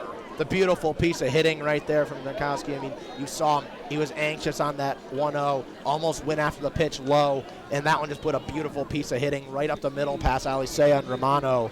That's gorgeous right there. That's a beautiful piece and a beautiful approach by the 8-hole hitter. And now Brendan Jones, who he has one of the 6 base knocks on the day, obviously struck out last time to Timpanelli, but hey, you just saw the script change. Jakonski delivers the go-ahead RBI in front of his brother in the other dugout, and it's a ball to Brendan Jones, 1-0. That's got to be a story to tell at the Thanksgiving dinner table, depending on how this game holds up. Yeah, you'll have to see with that. You'll have to see what that is. Summer ball, so the tensions are a little bit less. I mean, if this was school ball and they were face off against each other and that happened, and they were rivals especially, you might not see that. Ground ball to second. Alisea will go the short way to retire the side, but the Navigators get a run on through as Jesse Jakonski brings them home. It's now 2-1 North Shore, heading to the last of the 6 here in Keene, New Hampshire.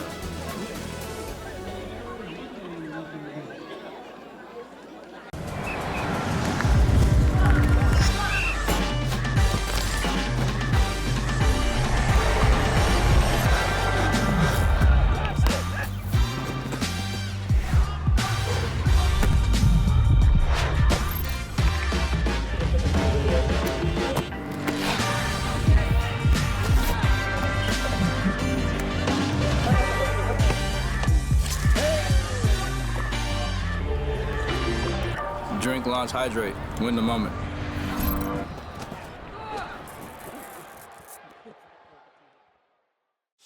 We're very fortunate in Eisenberg to have graduate assistantships that help a student with the cost of the program. Our graduate assistants have benefits, not only tuition and fee waivers, but very attractive stipend and health care. McCormick and Eisenberg is one of the best bargains out there.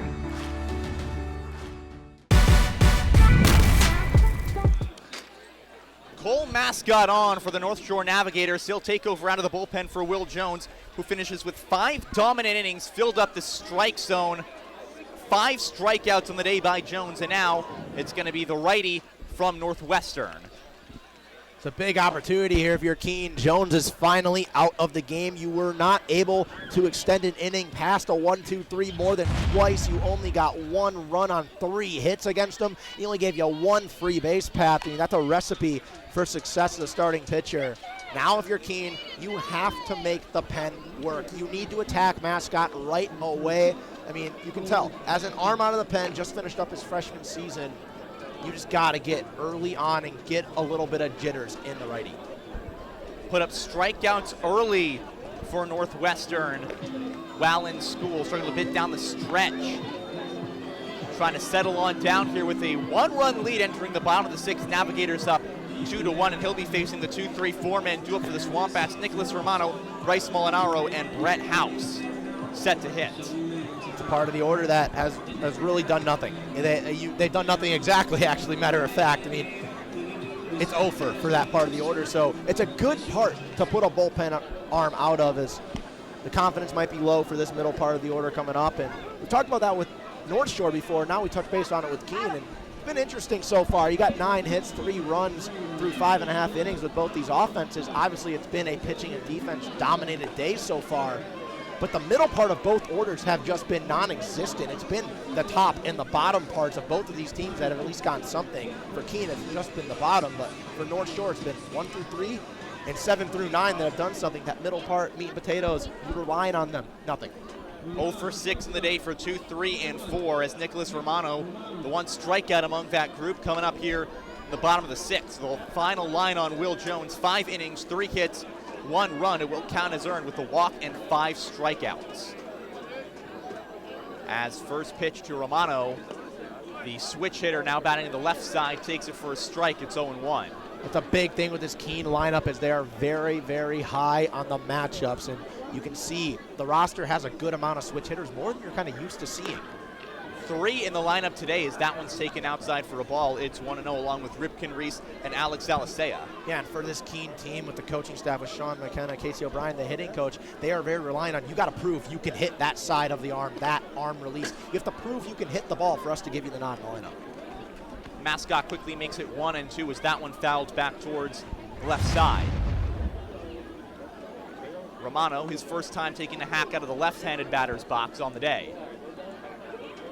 Waits the 1-2 from Cole Mascot, and that one backs inside, and that caught him on the front foot, and a hit by pitch. So the leadoff man on for the SwampBats for the second inning in a row.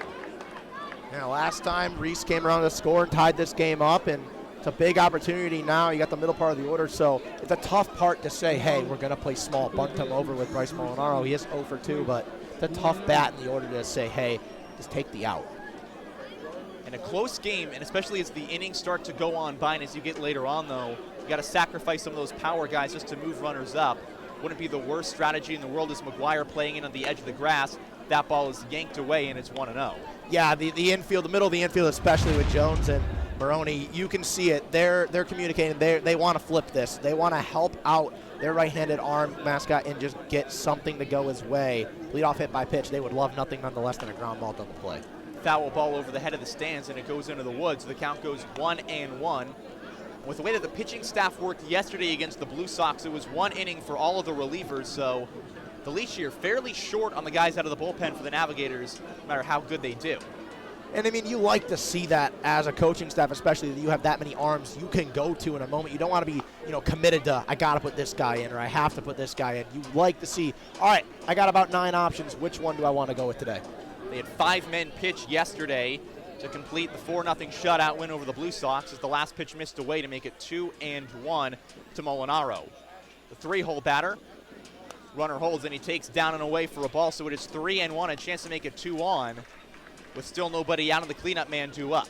Yeah, looked phenomenal early in the count against Romano, just hit him, and then since then has looked rattled. And that's kind of what happens with young arms, especially if you're Keene. Got to take note of it. 3-1 misses away, and there's a walk, and now the first 2 men have reached for the SwampBats. Second time they've done that in this ball game. They did it back in the 3rd and left both runners on. Yeah, this is an opportunity where you have to capitalize, especially now in the latter half of the game. Mascot is, for lack of better words, he's rattled out there. He doesn't look comfortable anymore. In the first 2 pitches, he looked great. And then he hits Romano on an arid slip, and since then, he's only found the zone 1 time. Just wrapped up his freshman season at Northwestern, trying to settle down with the cleanup man, Brett House, up at the dish.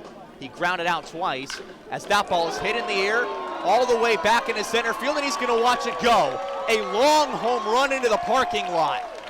And it's quickly a lead for the Keene SwampBats. They jump on top on the 3-run blast. It is 4-2, and that blast is brought to you by Bruce Bolt, the official batting gloves of the New England League. Yeah, that one off the bat. You saw Garrity look up, and he didn't even make an attempt. He's already playing 2 steps in front of the track, and that thing was just launched from House, and just like that, Keene's got 4 hits on the night. They got 4 runs, and they have a lead for the first time in 2024. And you heard the crowd electrify. Can the Bats answer and keep this thing rolling? As soon as it left the wood, you knew it was gone, and that one cleared the tree line in a hurry. And that'll bring up Chris Sparber with a 2-run lead, a 3 spot already for the SwampBats. As Sparber, now batting, takes away. It looks like they've brought in a pinch hitter for Sparber. Maybe Joe Jakonski, so there's the brother-to-brother action into the game. We'll see. They say offense is contagious. Sparber struggled in his first 2 at-bats with a pop-up to first base and a strikeout, so I don't hate the decision to move away, especially playing that lefty-righty matchup right now. We got to see. Jakonski takes for a strike, and it's 1-1 as Mascot trying to find the zone again. That's a big opportunity right now. They say offense is contagious, so let's see. Can Jakonski keep it going? I mean, at Penn State, he was pretty darn good. Fouls that one back over the netting, and it's 1-2 to the brother of Jesse Jakonski, who helped give the Navigators the lead in the last half inning. SwampBats took the lead here with a 3-run shot by Brett House. 1-2, and Jakonski takes it just off the plate, so the count moves 2 apiece. Yeah, Jakonski just trying to have a better summer here in the NECBL than he had last time. Played for Mystic in summer of 2022 and was not very good. Slashed 190, 260, and 198. As that one catches him on the side, and Jakonski, 4 batters face for Cole Mascot, and all 4 have reached. I'd have to think that might be it. Wait, you talked about the short leash yesterday in the 4-0 win.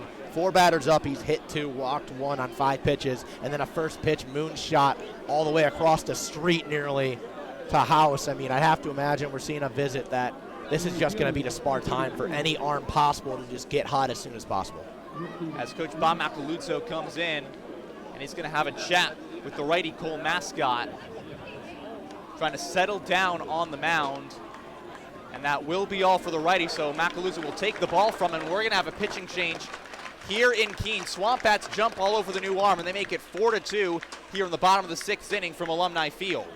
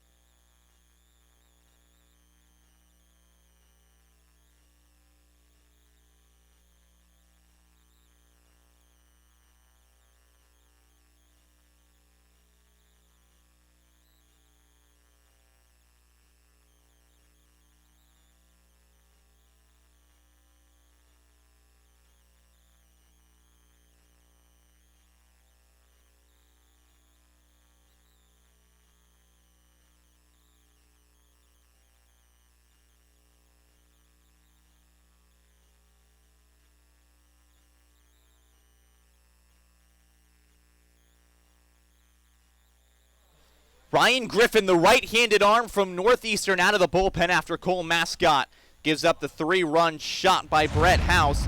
And Griffin trying to stabilize the damage after the hit by pitch to Joe Jakonski. And he's going to come on after posting a fairly good season for the Huskies. Had a 2.89 ERA last summer for the Nashua Silver Knights of the Futures League. Put up 29 strikeouts over the season. Had a 3.86 ERA to start the year at Northeastern, striking out 6 in his first 4 outings of the year out of the bullpen. Yeah, this is a big moment right here, too, especially for Ryan Griffin. I mean, you still got no outs. You got another runner on first. Jakonski just ate it and was able to get on base out of the pinch hit. And it's an opportunity for the SwampBats. You said offense is contagious. They only have 1 hit through 4 batters. They got 3 runs and 4 base runners inevitably to show for it. So sometimes it's not necessarily offense that's contagious. It's luck, and that's what we've seen so far with 2 hit by pitches that just they found it. After Will Jones dominated through the first 5, Coach Macaluzzo trying to figure out his bullpen as we get started on the 2024 NECBL season. And now we'll turn it over to Griffin, the righty, from North Andover, Massachusetts. Joining fellow Northeastern teammate Brett Dunham. It's a couple of kids from North Andover now pitching in North Shore. As he'll finish his warm-up pitches, and Ripken Reese due up for the SwampBats. Yeah, I mean, we saw one Northeastern arm be well, so why not go to another one in a time of need? And right now, if you're North Shore, you want to try to limit. You can't do anything about the 3-run shot. It's done. It's over with. Now you just have to just do anything you can to stop it. One of 4 players from Northeastern. All of them have appeared in this season. 3 pitchers and 1 batter, that batter being Garrity. As the first pitch to Ripken Reese is fouled back into the screen, and it's 0-1. I mean, had a really good summer for Nashua Silver Knights in the FCBL last summer. I mean, 2.89 ERA in his action of work right there. So the guy who pitches well in the summer historically, the tall 6'6" arm, got to see can he just do a job and limit damage. That's all you can do at this point. 0-1 to Reese is taken low for a ball, so the count goes 1-1. Still with Joe Jakonski, who pinch hit for Chris Sparber at first base. Yeah, well, we're going to see him paint the bottom part of the zone a lot, so we'll have to see right here what Keene does on the offensive side. Jakonski dancing off a first hill hold as that ball hit Howell, and the count goes 1-2 to Reese. Singled and grounded out in today's ball game. He scored the first run for the SwampBats in the last inning.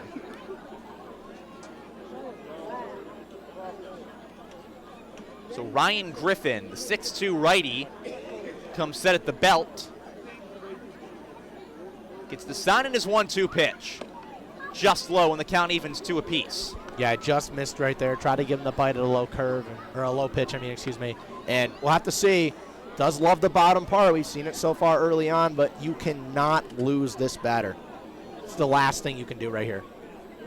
Reese hit 186 last summer in the Northwoods League for the St. Cloud Rocks. That ball is skied in the air into right center field. That'll move over Garrity and Lucini, and it'll off the wall. Throw in by Lucini, the left fielder. Runner holds at third base in Jakonski.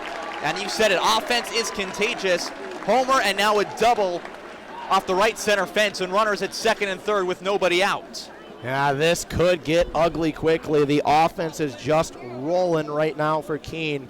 Before this inning, you look at the offense and you think, man, they aren't doing anything against Will Jones. And since then, 2 righty arms that have thrown solid low 90 fastballs, and Keene's been all over it.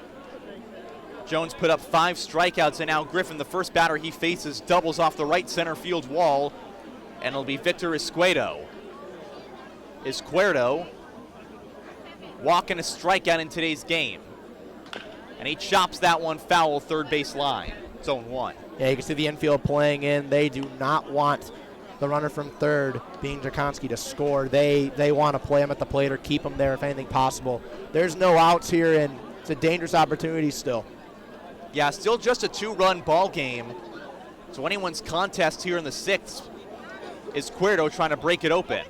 0-1, and he grounds that one past McGuire into left field. That'll bring home Jakonski. Here comes the throw. It is cut off as both runners score. Reese comes in. A 2 RBI single by Izquierdo, and it's 6-2 SwampBats. Yup, a late add to the Keene roster from the U.S. Naval Academy, and he steps up big right there. Worked a walk in his first at bat, a beautiful piece. Struggled his last time to strike out, and right there sat, waited, put a bat on a ball, found a hole, and that's something Keene did not do at all in the first 5 innings against Will Jones. And you just look at that scoreboard right now, that bottom 6-5 spot that could be more. It's a thing of beauty. 6 base runners aboard as the first 6 men all reach against the Navs, and that brings up the 8-man J.D. Jones. Jones a strikeout and a single today. He takes a strike. It's 0-1. 5 spot here in the 6th. To give the SwampBats a 4-run lead after the Navs took a 1-run lead in the top half. And there's still that goose egg on the board in the outs category, so if you're Keene right now, you're looking to just keep it rolling. Ball low, it's 1-1. And if you're Ryan Griffin, a double play would be nice, but any kind of out, just to reset the frame. You just take anything at this point with 5 already and no one's been retired. You just want anything to go your way. 1-1, pitch is skied foul. That one back off to the right side, and it's quickly 1-2. Good start on J.D. Jones for Ryan Griffin. Yeah, that's a beautiful start right there. And, J.D. Jones doesn't look very comfortable right now in the box. He hasn't really looked comfortable since that single back in the 3rd. Even that single didn't necessarily look comfortable. It was a bloop shot that he just got over the plate off balance. 1-2 to Jones. Swing and a miss. He got him. Strikeout by Griffin, his first of the afternoon. And there's 1 down here in the 6th. Was sitting fastball. Did not get a fastball, got a slider right there. That's a good pitch, a beautiful spot, and a big first out. Now you're a ground ball away. That's what you got to say to yourself right now. And it's Alex Alisea singled to the left side and brought home a run in the 5th. McGuire still playing in at the edge of the grass over at third for the Navigators, and that ball is skied in the air left center field. Jakonski comes in, and not too much of an effort. There's quickly 2 down. It's a good place right there. Big strikeout in the first pitch. LSA is chasing, gets it off the inside, goes opposite field, but an easy job for Jakonski. And right now, that's exactly what you need to do. It's tough as an arm out of the bullpen to come into an inning that's already out of hand after the 3-run shot, a man on first, no outs. It's hard. It's really difficult mentally. And he's done a great job since the little bit of a hiccup in his first couple batters faced. As Griffin has tried to settle down and provide stability for the Navs, and he has in his last few batters. There's a ball, 1-0. Back to the top of the order, and Jake Keene. Yeah, it's a big spot for Jake Keene. He's the 9th batter this inning, and on deck you have Romano, who started this inning off with a hit by pitch and came around to score in a 3-run shot. Was the tying run and the first run technically to cross home plate in this inning.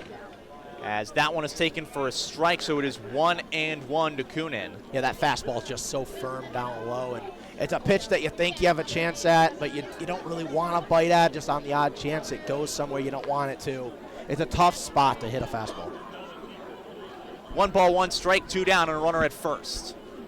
As Keene, the top of the order for the SwampBats, he takes down and away, and McDougal does a good job of finding it. It's 2-1. Yeah, right now, if you're Keene, I mean, you're 0 for 3. It has not been your day, so it's going to be a big opportunity right here just to put a bat on a ball.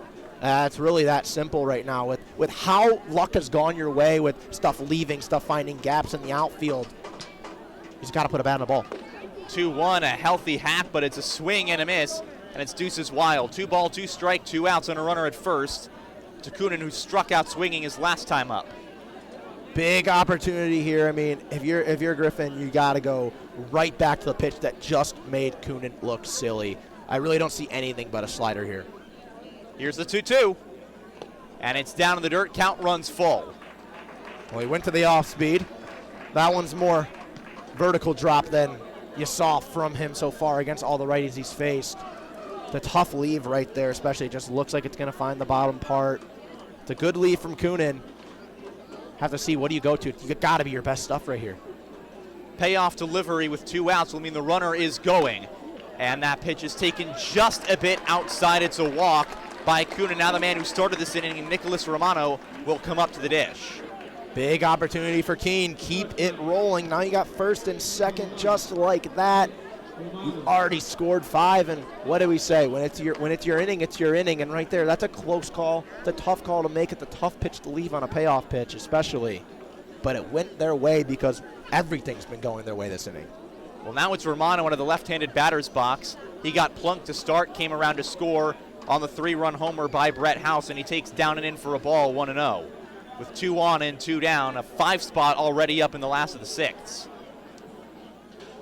Big chance to keep it going here. You got to see what can you do here. I mean, Romano really didn't have an opportunity last time up the swing. And that one is fouled off the catcher's mask of McDougal, so it's quickly 1-1.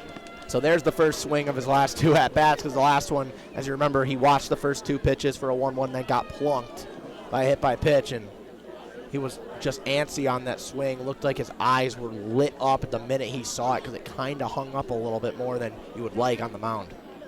He wanted it, but the count is 1-1, 2 down on the switch hitter. That one is taken at the letters for a ball. It's 2-1, just a bit outside. Yeah, I mean, Ryan Griffin just looks, I don't know how comfortable he is right now on the mound. He looked really good on Jones and Alicia getting a strikeout and a fly on the matter of 5 pitches, but since then, I mean, just hasn't looked very comfortable at all. 2-1, that one is grounded foul by the third base coach's box, and it's quickly 2-2, 2 down, and runners at first and second, so truly Deuces Wild. Beautiful pitch on the inside. Beautiful, gorgeous. Way behind it was sitting something, I don't know, to be honest, right there, but just got it inside the hands. That's a ball in a spot where, especially with that late of a swing for Romano, even if it's off a good piece of wood, that ball's not going anywhere past the infield dirt. And if it does, really the baseball gods are on Keene's side, because, man. Griffin comes set. 2-2, 2 down.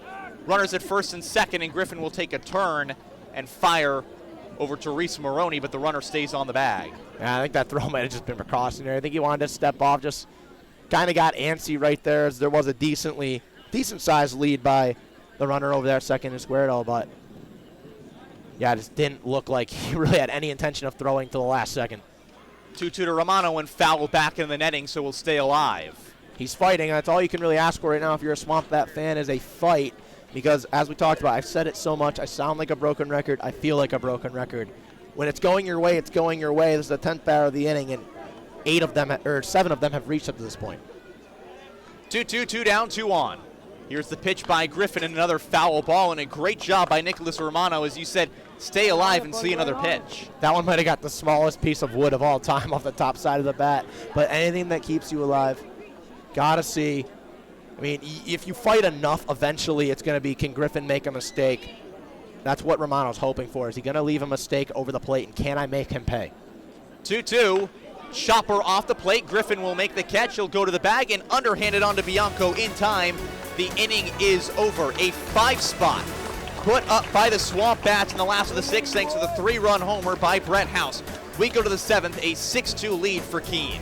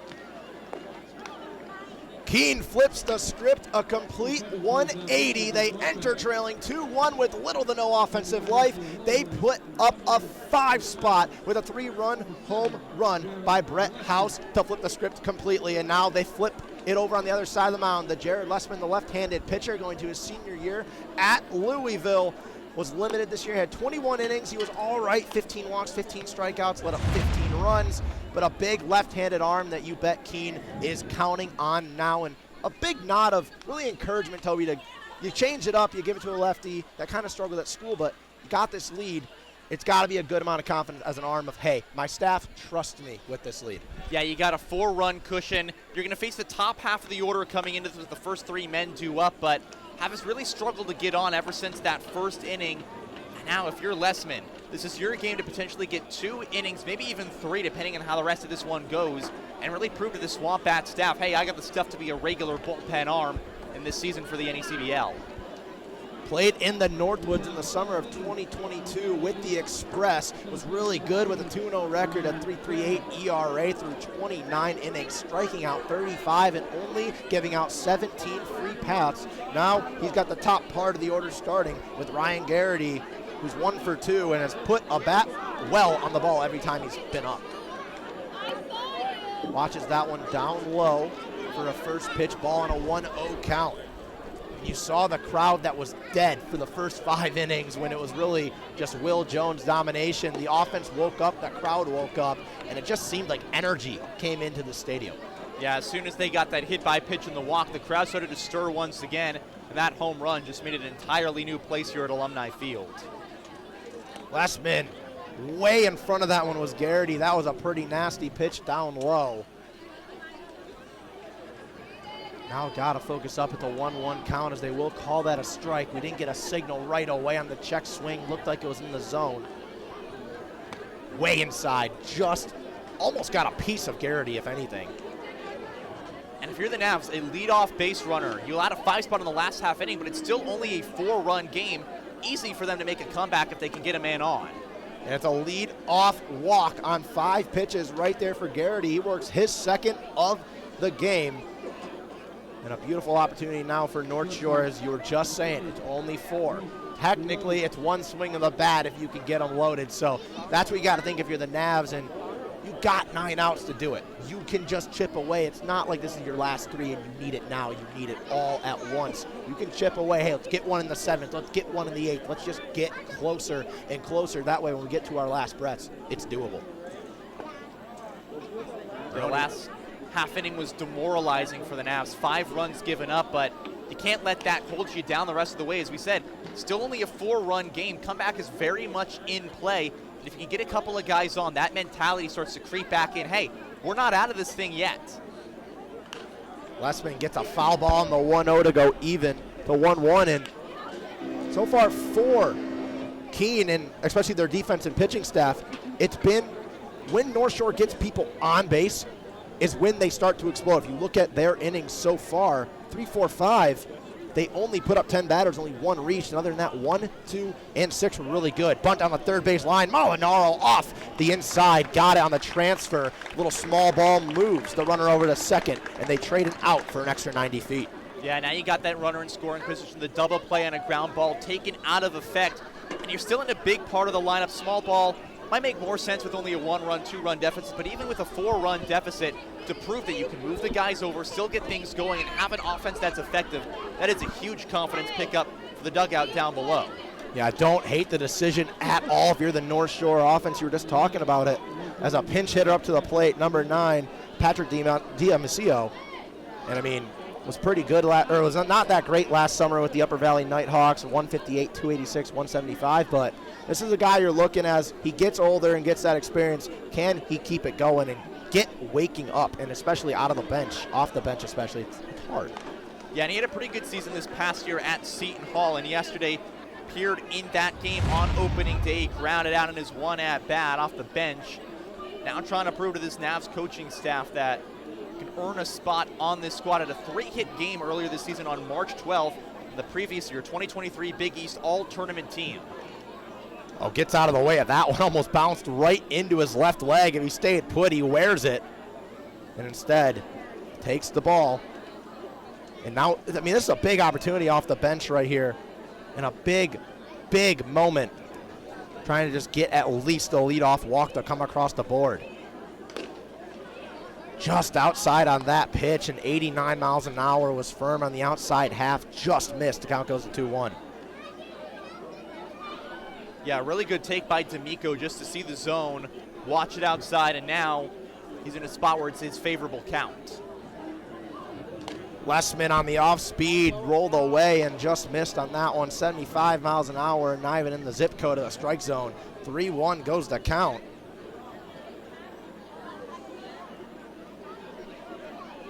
You're down by 4. This is such a big spot for D'Amico, and he's done a great job just sitting there. The bat doesn't even think about leaving the shoulder on that 91-mile-an-hour fastball down low. Takes his free base path off the bench. 2 walks, put runners on first and second with just 1 away. And that's why you brought him in that spot, to see the strike zone, and you don't need a base hit in that opportunity. You just need to get on base to spark a rally. With Matt Chattel 2 up, if you're the Navs, a home run would be great because it cuts the deficit to 1, but really you want a double. You want something in the gap that gets the runners over, gets 1 or 2 home, but keeps the train moving and keeps runners on base. And now you're going to see John Nowak, the pitching coach in his first season here in Keene, go out. I mean, we saw him go out to Jacob Bean one time, settled him down really nicely. He recovered so well. Can that kind of be the story here?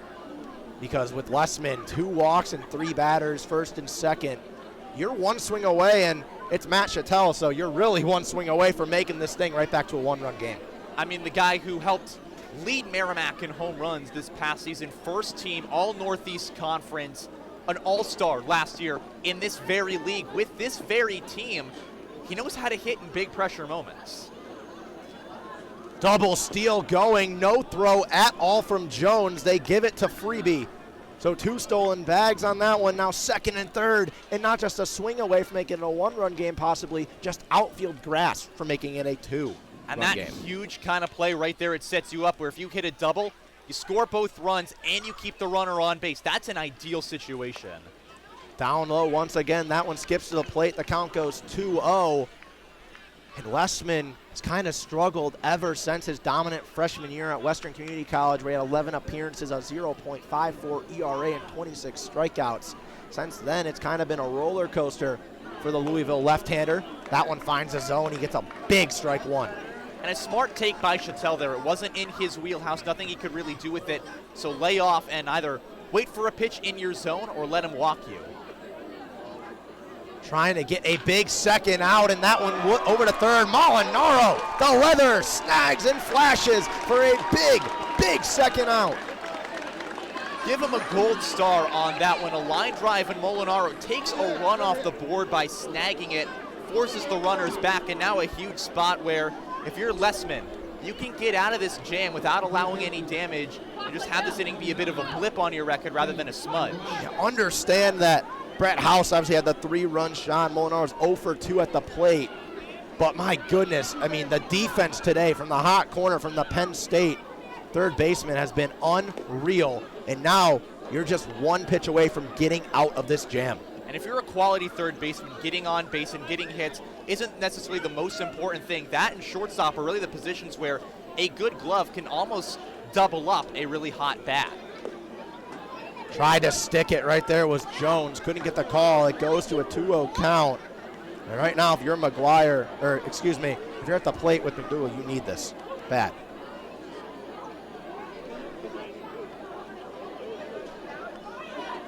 This one's left off, down low once again for McGuire, the left-hander. Singled in his last plate appearance in the 6th. Came around to score. And now a big opportunity trying to just get something. You do not want to strand. Good 3-0 pitch, finds the zone. And you got to think no matter what there, McGuire was going to hold the bat on his shoulder and either let him walk him or take a chance now on 3-1 to move the runners over. We saw Keene do it one time with the 2nd and 3rd and strand them, and it was a gut punch for that offense for a lot of the game. That walk now makes 3 in the inning for Lessman on the bump. It loads the bags, and now it brings the tying run to the plate here in the top half of the 7th inning. And it's Andrew Bianco. He went 2 for 3 yesterday, 0 for 3 on the day. The do factor is there.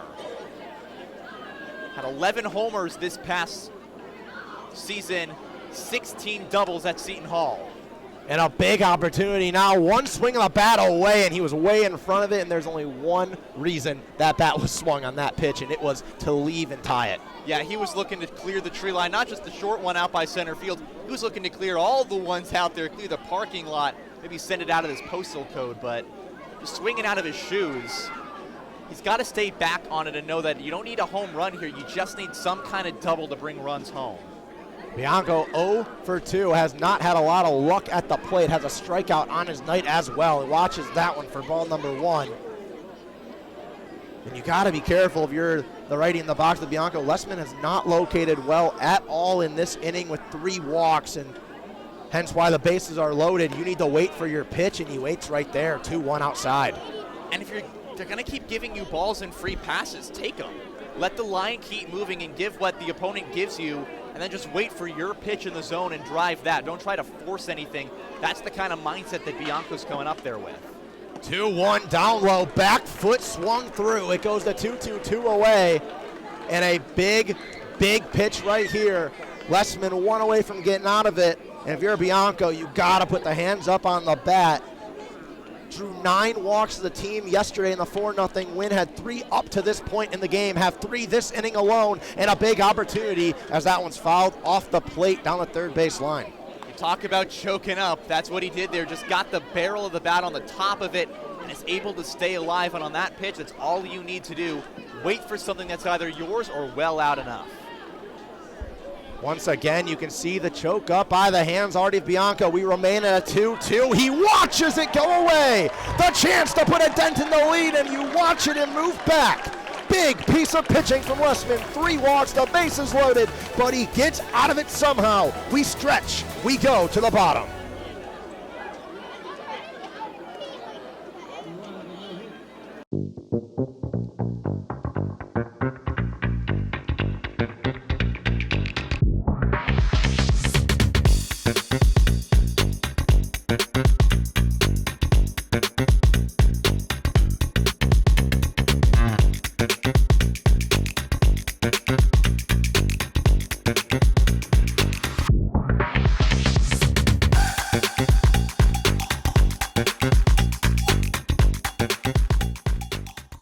At M&T Bank, we believe in the power of together. Together, we can help your business grow. Together, we can move communities forward while giving back. Together, we can help your family spend more time on what matters most. And together, we can achieve more than ever before.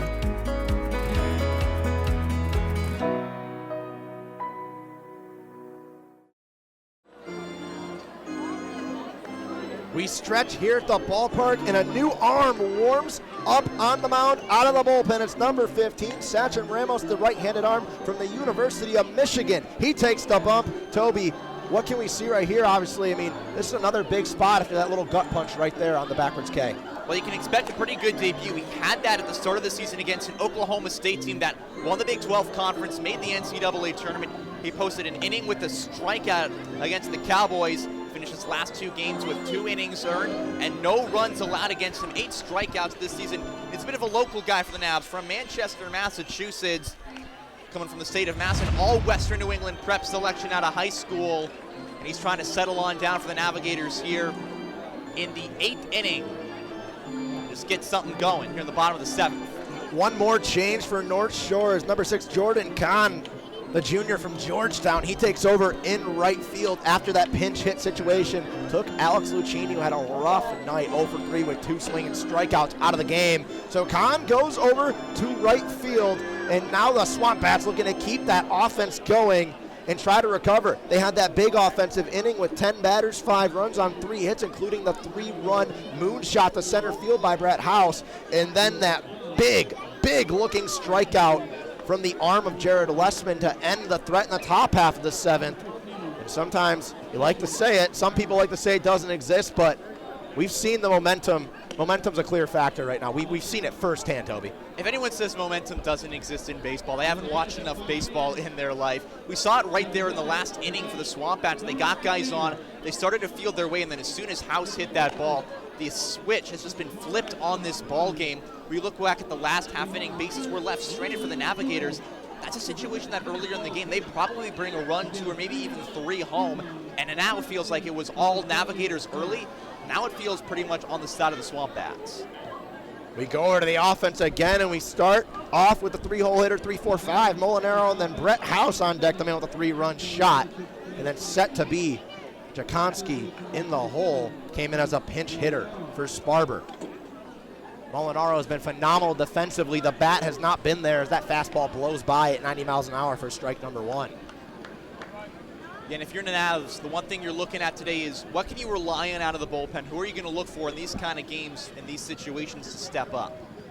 Molinaro loads up on that one, just got it off the top part of the lumber, down 0-2 quickly.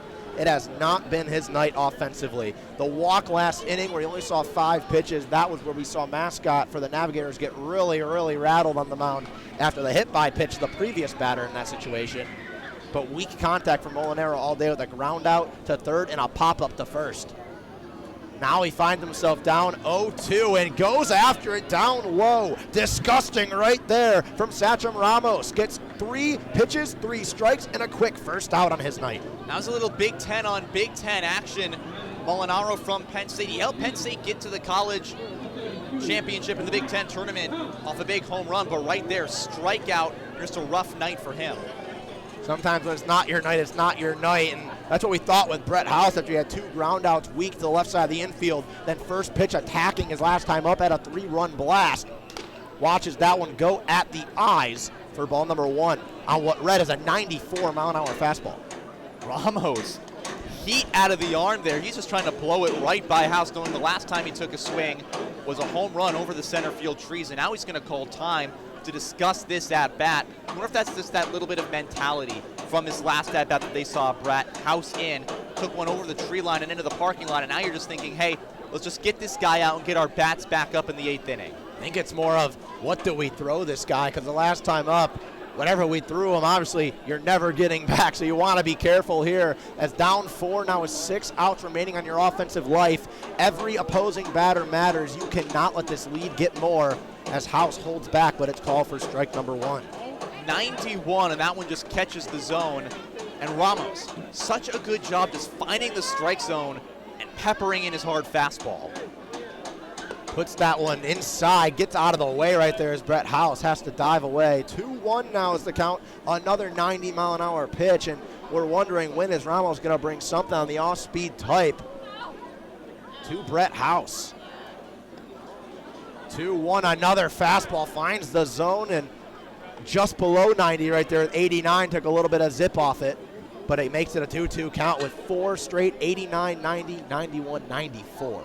And I think with a man out, putting him on base and just going with all the fastballs isn't the worst idea to a man who just hit a 3-run homer. Wanted to go after that one, checked his swing, but it'll go back to the dugout as a result. A beautiful pitch, another fastball, this time at 89. And Brett House goes down looking. That's back-to-back strikeouts. If you're the coaching staff at Michigan and watching that at-bat, you got to be pretty impressed from your right-hander. Back-to-back strikeouts, and in that one, he just threw fastballs, got up to 94, and said, okay, House, your last at-bat was a home run. How about I challenge you? And that one, Ramos comes out on top. Joe Jakonski comes up to the plate, came in as a pinch hitter last inning for Chris Barber, who struggled, was hit by a pitch, so didn't really get a real look. Now he comes up again, this time with 2 away, trying to avoid a 3-up, 3-down. You just gave North Shore that gut punch on the defensive side when you gave them bases loaded with 3 walks and then stranded it with a beautiful backward strikeout from Jared Lessman. This would be another gut punch for Keene just to get that momentum and then go 1-2-3 as that one's outside and away. That would be the biggest thing for Navigators pitchers in this inning with Ramos is just, hey, we couldn't get a guy across in the last half. Well, let's go 1-2-3 because we got momentum in the bats. They're starting to feel themselves. We want to get back to the plate as soon as we possibly can because we want to transfer over as much as they're hitting the top of the 7th to the top of the 8th. If you're North Shore, you need momentum bad now. Still trailing by 4 as blows the fastball right by him again. And I don't think we've seen a pitch that hasn't been absolute heat. Yeah, he is throwing all fastballs, and the lowest fastball we've seen, 89. That's pretty impressive. Will he go back to the well again in a 2-2 count with 2 away, trying to go 1-2-3, possibly with 3 strikeouts, and he will. 2 swing and 1 look in. Uno, dos, tres for Sachem Ramos. We go to the 8th. 6 outs remain on the offensive night for North Shore. They trail by 4.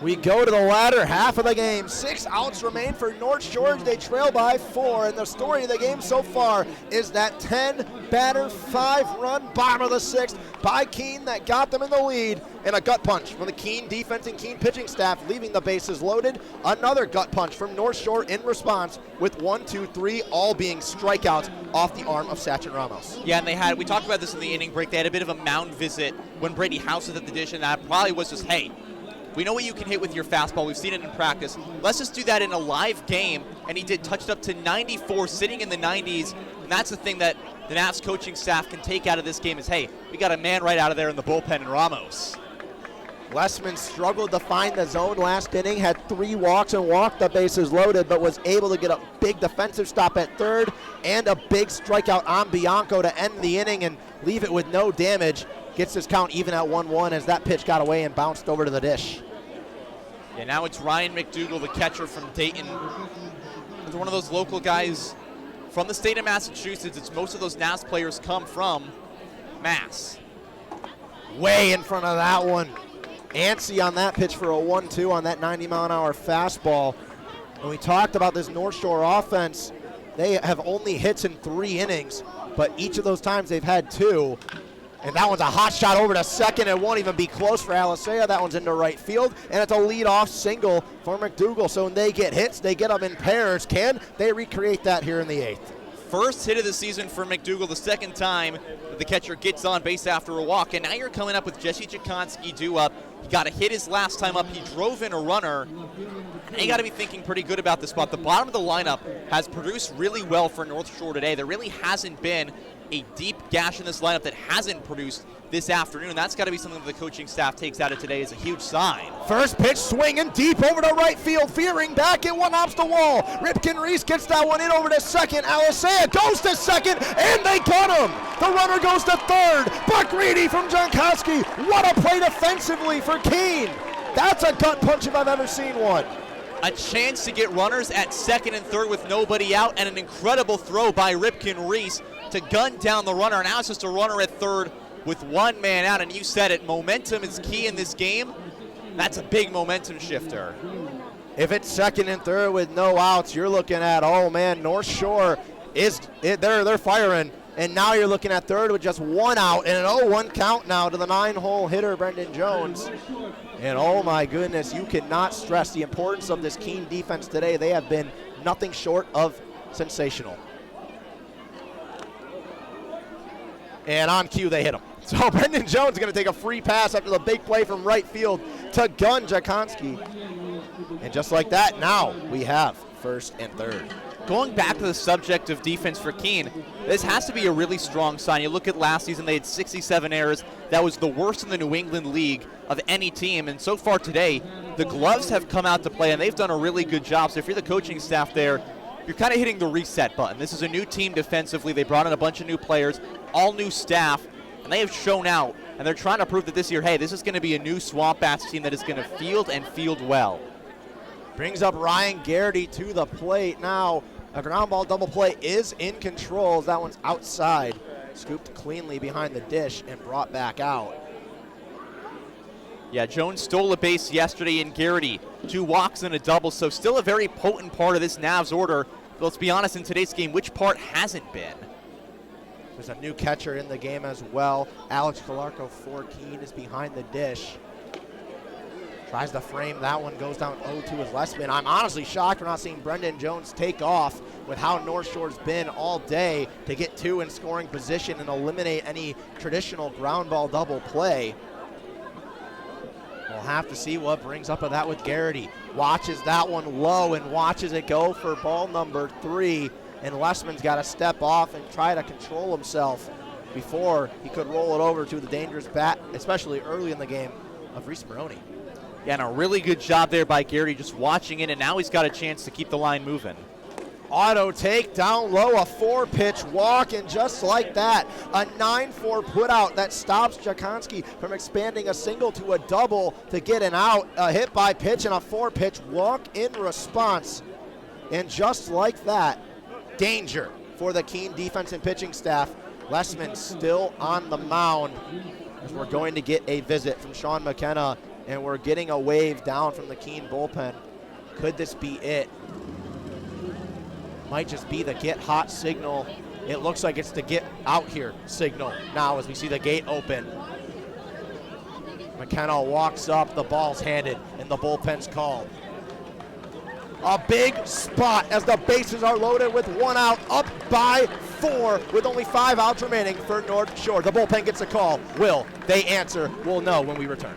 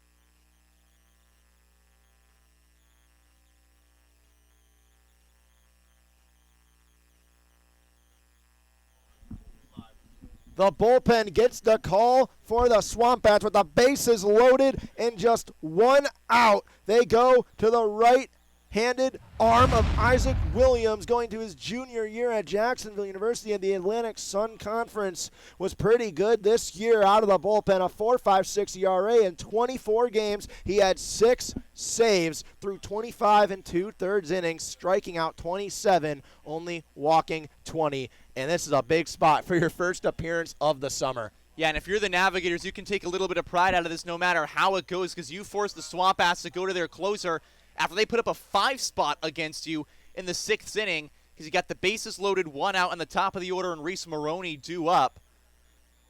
And you got to hope, if you're the Navigators, to get some runs across.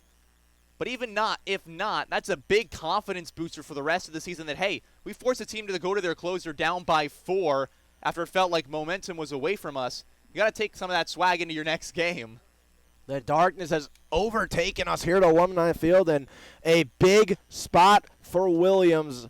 He was really good at Jacksonville, and now it's a big, big nod. And you got to think, how much time do you have to warm up, because he wasn't in the bullpen more than 3 batters. Yeah, they got him going quick, and he just only had a few of his warm-up pitches there and maybe a minute or so in the bullpen. But if you're the Navs, you want to hop on him and hop on him early, and no better man to do it than the A-10 all-freshman selection, Reese Maroney.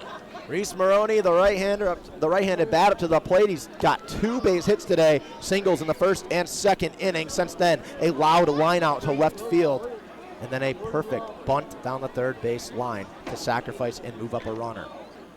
Now in a huge spot, Keene's got to force at any play at the plate. Downs off the inside of the bat, a blooper on the right field line. No one's going to be able to make the play in foul territory as it just tailored over and over and over closer to the stands and the fans. That's a big-time break for Maroney, because he did not get anything on that one. Yeah, if that one had stayed true, Ripken Reese would have made it out number 2, but it just caught in the wind and tailed on that backspin over towards the right side, and he stays alive in just a 1-1 count with 1 out. Williams has done a good job so far at the fastball at the inside of the bat to first. They will exchange an out for a run. 2nd and 3rd with 2 away. 1 scores, so Maroney gets the RBI, and it's back to a 3-run game. Yeah, and you'll take that over attempting any kind of double play, because it's 2 outs and 2 on. Sure, you give up a run, but you get the all-important out and a chance to just close this one out and still hold a multi-run lead. That's all they wanted. We got a pinch hitter, the powerful Brady DeVere from Brown. This is a man who has hit a lot of home runs in his career. Started the season with 2 homers in his 3rd collegiate game, 18 RBIs for the Bears. No surprise they're going to the power man. And on top of that, it's a lefty, so playing the matchups a little bit. And a big opportunity now, and if you're Williams, you'll take that exchange of a run for an out. Now 1 pitch away from getting out of this inning with limited damage. Delivers that one on the outside, and you can see Dever, he has that bat ready to go. And with the power that you can see in the numbers, especially you can see in his swing during batting practice too, out of the left side, this is a dangerous batter to have up right now if you're Keene. They try to go inside, it's left off for a 2-0 count. And if you're Williams, you don't mind walking in this spot Brady DeVere, as Chattel on deck, still a powerful hitter, but with the way he's played today, you might not mind putting DeVere on base and taking your chance with the All-Star. Don't want to give him anything free, but you wouldn't be mad as he blows the fastball right by at 96. So a 95 on the 1-0 to go to 2-0. The first strike of that count is a 96-mile-an-hour gasser. Now he settles back in. It's been 3 fastballs so far in this count. Goes right back to the well, and a little weight on that swing. Fouls it off, evens it up at 2-2. Put it up towards our way, and DeVere, a high school legend, hit .553 as a senior in Texas, the highest in his school's history in terms of batting average in a single season. He knows how to put the bat on the ball and make contact. Just looks like he hasn't caught up to the gas yet. Let's see if Williams goes back to the well for the 5th straight time. He does, but a good fight to get that one foul and stay alive for Dever. Pumping 96 on the mound is Williams, and DeVere, all he can do is just keep alive and live to see another pitch and see if he can't see the next one. Off the bench to see 96, I can't even imagine, but a good job fighting the 6th pitch of the AB. Sixth fastball of the AB. That one just misses at 97. Fastest pitch we've seen this night. No doubt about that one. And just yanked it a bit too high, so a chance for DeVere to earn his way on. Runners will take off on any sort of contact at all. Payoff pitch now to DeVere. Another fastball. That one's fouled off and will stay alive. Reed's at 97 once again. The speed of Williams, and how about DeVere coming off the bench? He's been sitting on the pine all day, and he's catching up with 97-mile-an-hour fastballs and staying alive. That's an impressive moment. Like who just wrapped up his first year in the Ivy League. We keep it going once again. Fighting is Dever and Williams. That one's chopped again, and we will fight again. Off balance on that swing, but the moral of the story, Toby, is just fight and stay alive. Back-to-back 97-mile-per-hour fastballs by Isaac Williams and DeVere. He's doing all he can to foul it off.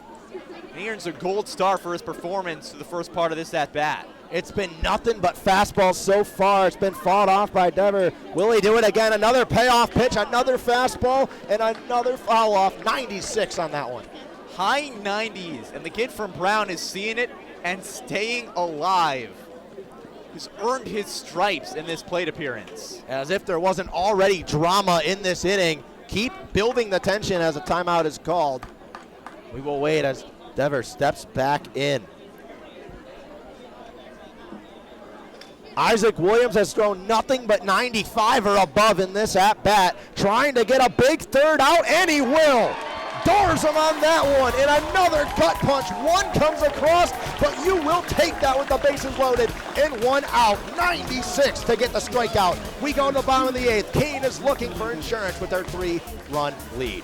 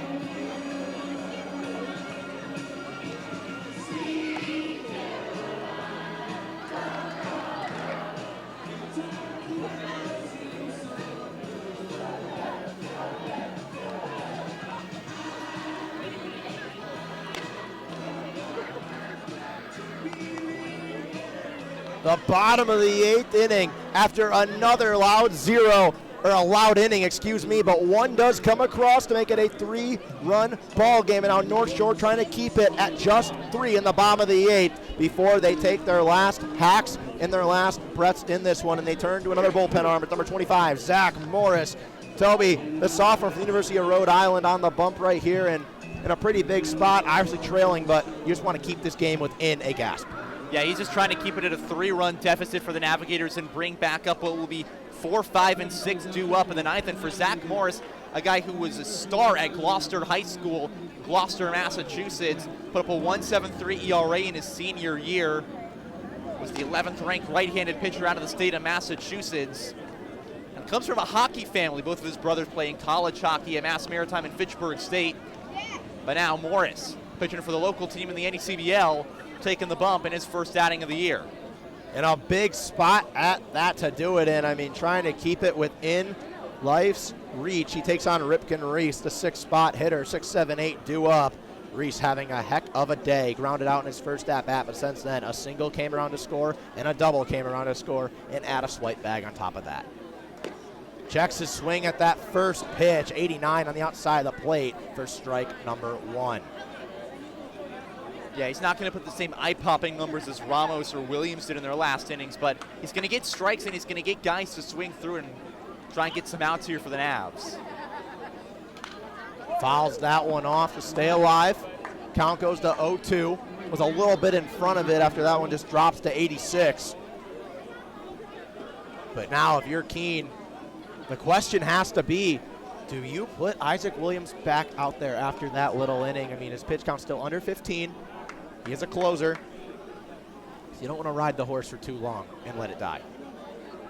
But 0-2 the count here, and that's perfect. 3 pitches, gets him to go down looking. That's now 4 straight strikeouts for the North Shore pitching staff with their backs against the wall nonetheless. Yeah, and besides one rough performance by Mascot, this pitching staff has been incredible once again for the Navigators. 5 strikeouts put up on the day by Will Jones, 3 by Sachin Ramos, and now 1 already for Zach Morris. What has been a fantastic day. Brings up Victor Izquierdo up to the plate. Got a single and a walk. Has been stranded at second and third, both times up. Gets a breaking ball, puts it on the ground through the hole at third past McGuire, and he'll trot on over to first for a 1-out single. So Insurance is on the base paths. Now can you bring him home? And what a day for Izquierdo. His second hit of the afternoon. The last one, a 2 RBI single through the same spot. He's also got a walk on the day. The one time he was retired was by Will Jones on a strikeout. He's just hit up at the right spot at that 7-hole hitter and really providing some spark for the last 3 men in the SwampBats lineup. It's Alex Calarco who came in as a replacement for J.D. Jones at catcher. The lefty takes some swings, watches ball 1 go down low. They have the bottom part of the order with Alisea due up next. The 9-hole hitter on deck after that 1-out single from Izquierdo, who has been very good today, especially at the plate. That pickoff almost gets by Bianco, has to reach up with the left hand and snag it. Could have been a free base. In a good play by Bianco, just to step off the bag, recognize that that one wasn't quite his, and just keep it from rolling away. Calarco, the junior from Maryland, watches that one down low for strike number 1. This year for the Terps, 213, 354, 362 number. Led the team and hit by pitches with 13. The Northwestern transfer.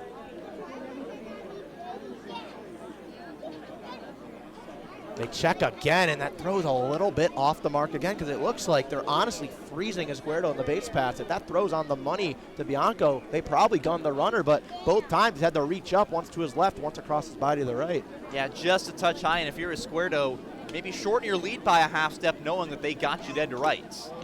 Watches that one find the zone, froze him like a deer in headlights for a 1-2 count, loaded the leg up like he was waiting fastball and just didn't get it. It found the zone. Was not in the right balance at all. Now got to shorten the swing with a 1-2. They check again for the 3rd time, and the 3rd time is not the charm as there's not even a tag applied. Izquierdo did exactly what you said, shortened his lead right there and was back by a country mile. Ass is taking action and knowing, hey, I can back up a little bit, make a move, and they're not going to have me picked off. 1-2, fouls that one off and stays alive. Almost foul tipped into the glove of McDougal, but goes off the glove, off the chest protector, and extends the at-bat for Calarco. Sometimes you just get enough on a swing. It's not a beautiful swing, but you just tip the ball, and all you can do is step back in that batter's box and try again. Everywhere he goes, he gets on base, whether it's Maryland, whether it's Northwestern, or whether it was Kalamazoo for the Northwoods in 2022, as he watches that one on the back foot go down low in the dirt for a 2-2 count. You said it, 27 walks in just over 30 games for the Kalamazoo Growlers in the Northwoods League, had 18 RBIs. He gets on base and he keeps the line moving. That's the kind of guy you're getting in Calarco. Got on base at a 409 clip in Kalamazoo, got on base at a 363 clip in Northwestern, and a 354 this year for the Terps of Maryland. Now trying to do just that here and fights it off on the 2-2 over toward the SwampBat dugout. Was way on top of that one, but at least getting a piece and staying alive. That's the key word there, just staying alive, living to see another pitch from Zach Morris. Exactly what you can expect based off just the numbers. Look, and his at-bats are going to extend. He's going to make pitchers work. That's exactly what Zach Morris is having to do right now. Keeping a close eye on Izquierdo. Puts that one in the strike zone. And the second backwards K. This time gets Alec Calarco to go down. Runner still at first, but now 2 away. 2 outs, both of them on backwards strikeouts. It's the 3rd in the last 2 innings that the Navs have put together. This pitching staff, despite the one blip, has been absolutely electric yesterday and today. And that's going to be a thing that they can hang their hat on after tonight, no matter the outcome is, hey, this pitching staff looks really set for this upcoming season. Alisea goes after the first pitch, and Looked like he got a nice piece of it, or was at least on top of that one. Fouls it off. Had a single back in the 5th inning. And a big one at that momentarily, for the time being, tied the game up. Honestly, didn't stay that way for very long, as in the top half of the 6th, North Shore took the lead back, and then the bottom half of the 6th, Keene answered right back again. Flew out to left field, opposite side, his last time up.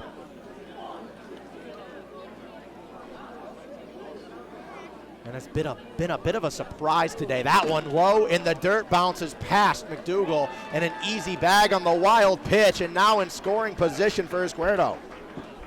Yeah, and he just takes full advantage of a yanked ball by Morris and runs his way down to second. So now with the 1-1 count, you're 90 feet away from taking the save situation away from the SwampBats pitching staff. I don't see it didn't really hit for a lot of power this year at Louisville. Only slugging at a 433 with a 291 average. And puts that one off the edge of the bat, up the middle, but in the perfect spots. Maroney, he moves over and makes the throw in time, and they gun him in the perfect place, the perfect time. Looked like he was gonna find the perfect spot in between short and second. 3 outs remain for North Shore. They trail by 3 as we go to the 9th here in Keene, New Hampshire.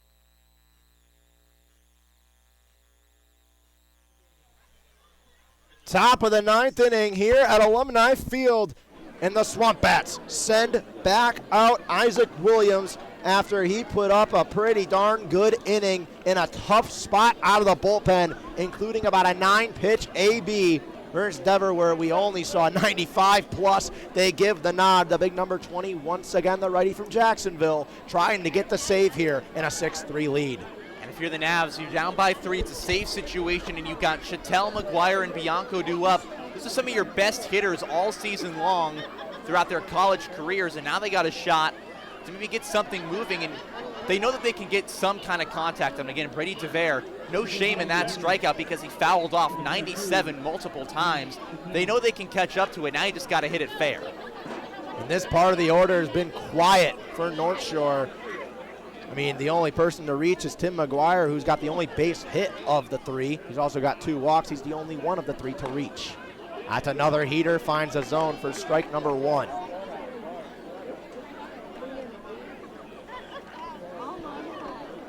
Chattel's been really quiet, has had 1 loud out and a well-hit ball to third, and he puts that one on a well-hit ball, tails towards the corner. Reese on the angle, that one's gonna roll to the track. It'll be a leadoff stand-up double, not even gonna think about extending after what happened last time to North Shore, but you'll take that any day of the week. The do factor real for Chattel. Hadn't collected a hit yet this season. He just ropes a double down the line. You expect nothing less from the reigning all-star in the NECBL and the first team All-Northeast Conference player from Merrimack, and a huge leadoff hit in the 9th for the Navs to get that man aboard in scoring position for McGuire. McGuire 1 for 2, but has reached base 3 times, has been stranded at first twice, and came around to score in the 6th inning. Was the run that put North Shore up 2-1 for momentarily. That one on the ground, first pitch over to first. A delayed jump from Williams over, but he'll get the tag and they'll at least get an out, but the runner advances to third. Looked like it could have been a situation for an infield single. Very delayed reaction to cover the bag. Yeah, Williams just got over there in time, but if he takes a little more time on the mound, it's runners at the corners and nobody out. So the SwampBats catch a break in that instance, but the Navigators, key run 90 feet away from scoring, and Bianco due up. This has been a dangerous part of the order. Bianco went 2 for 3 on opening day, and then you look at McDougal, Jakowski, and Jones. They've all had big days. Bianco has not had a big day today. He's got 2 strikeouts and a ground out to third. Watches the first pitch miss a little bit too low for a 1-0 count. Trying to put up 3 runs in this frame. Would be their first multi-run inning of the night. Trying to deliver something big. Yeah, and the only multi-run inning of the night belongs to that 5 spot. Other than that, we've seen defense pitching and just the scarce opportunities for each team. Yeah, this has been a roller coaster kind of game where momentum has shifted back and forth. This has been a back and forth affair, and these teams have both played incredibly well, and we've seen it in that line score. 2-0 count. He's falling behind Bianco, who's trying to make it a 2-run game and falls behind 3-0 as that one upstairs and inside the 96-mile-an-hour fastball.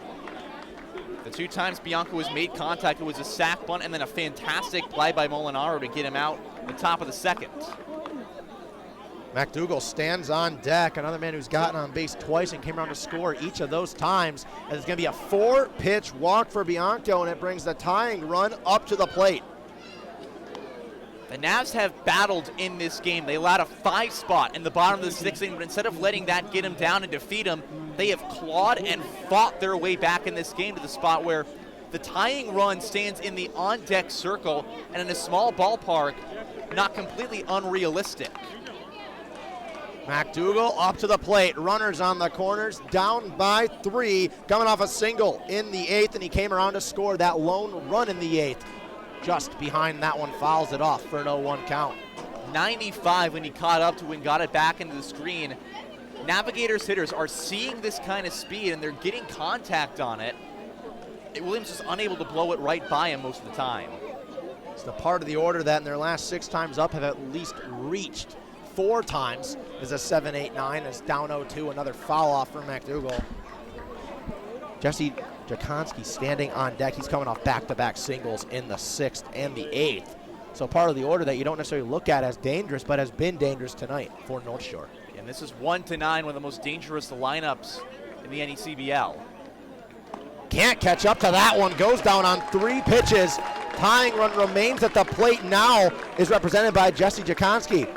But 3 strikes away and 1 out away from a save opportunity for Isaac Williams and an opening day victory for the SwampBats. If you're Joe Jakowski, got to be looking at this at-bat from your brother Jesse. 2 singles and an RBI already in this game. He is on a heater right now and a chance to keep the Navs in it. That one's going to get by, and 1 run will score. The other will move to second. It will be 6-4 on the wild pitch. Still the tying run at the plate, so I guess it doesn't really mean much. But it makes it a 2-run game and moves up Bianco to second base. Again, it's just that little thing about momentum. Doesn't really change the outcome or the situation of this at-bat other than that you've put up a run in the 9th.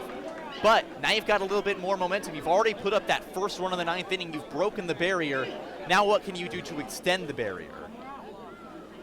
1-0 check swing called for a strike on Jakowski. Reading at 95 out of the hand of Williams.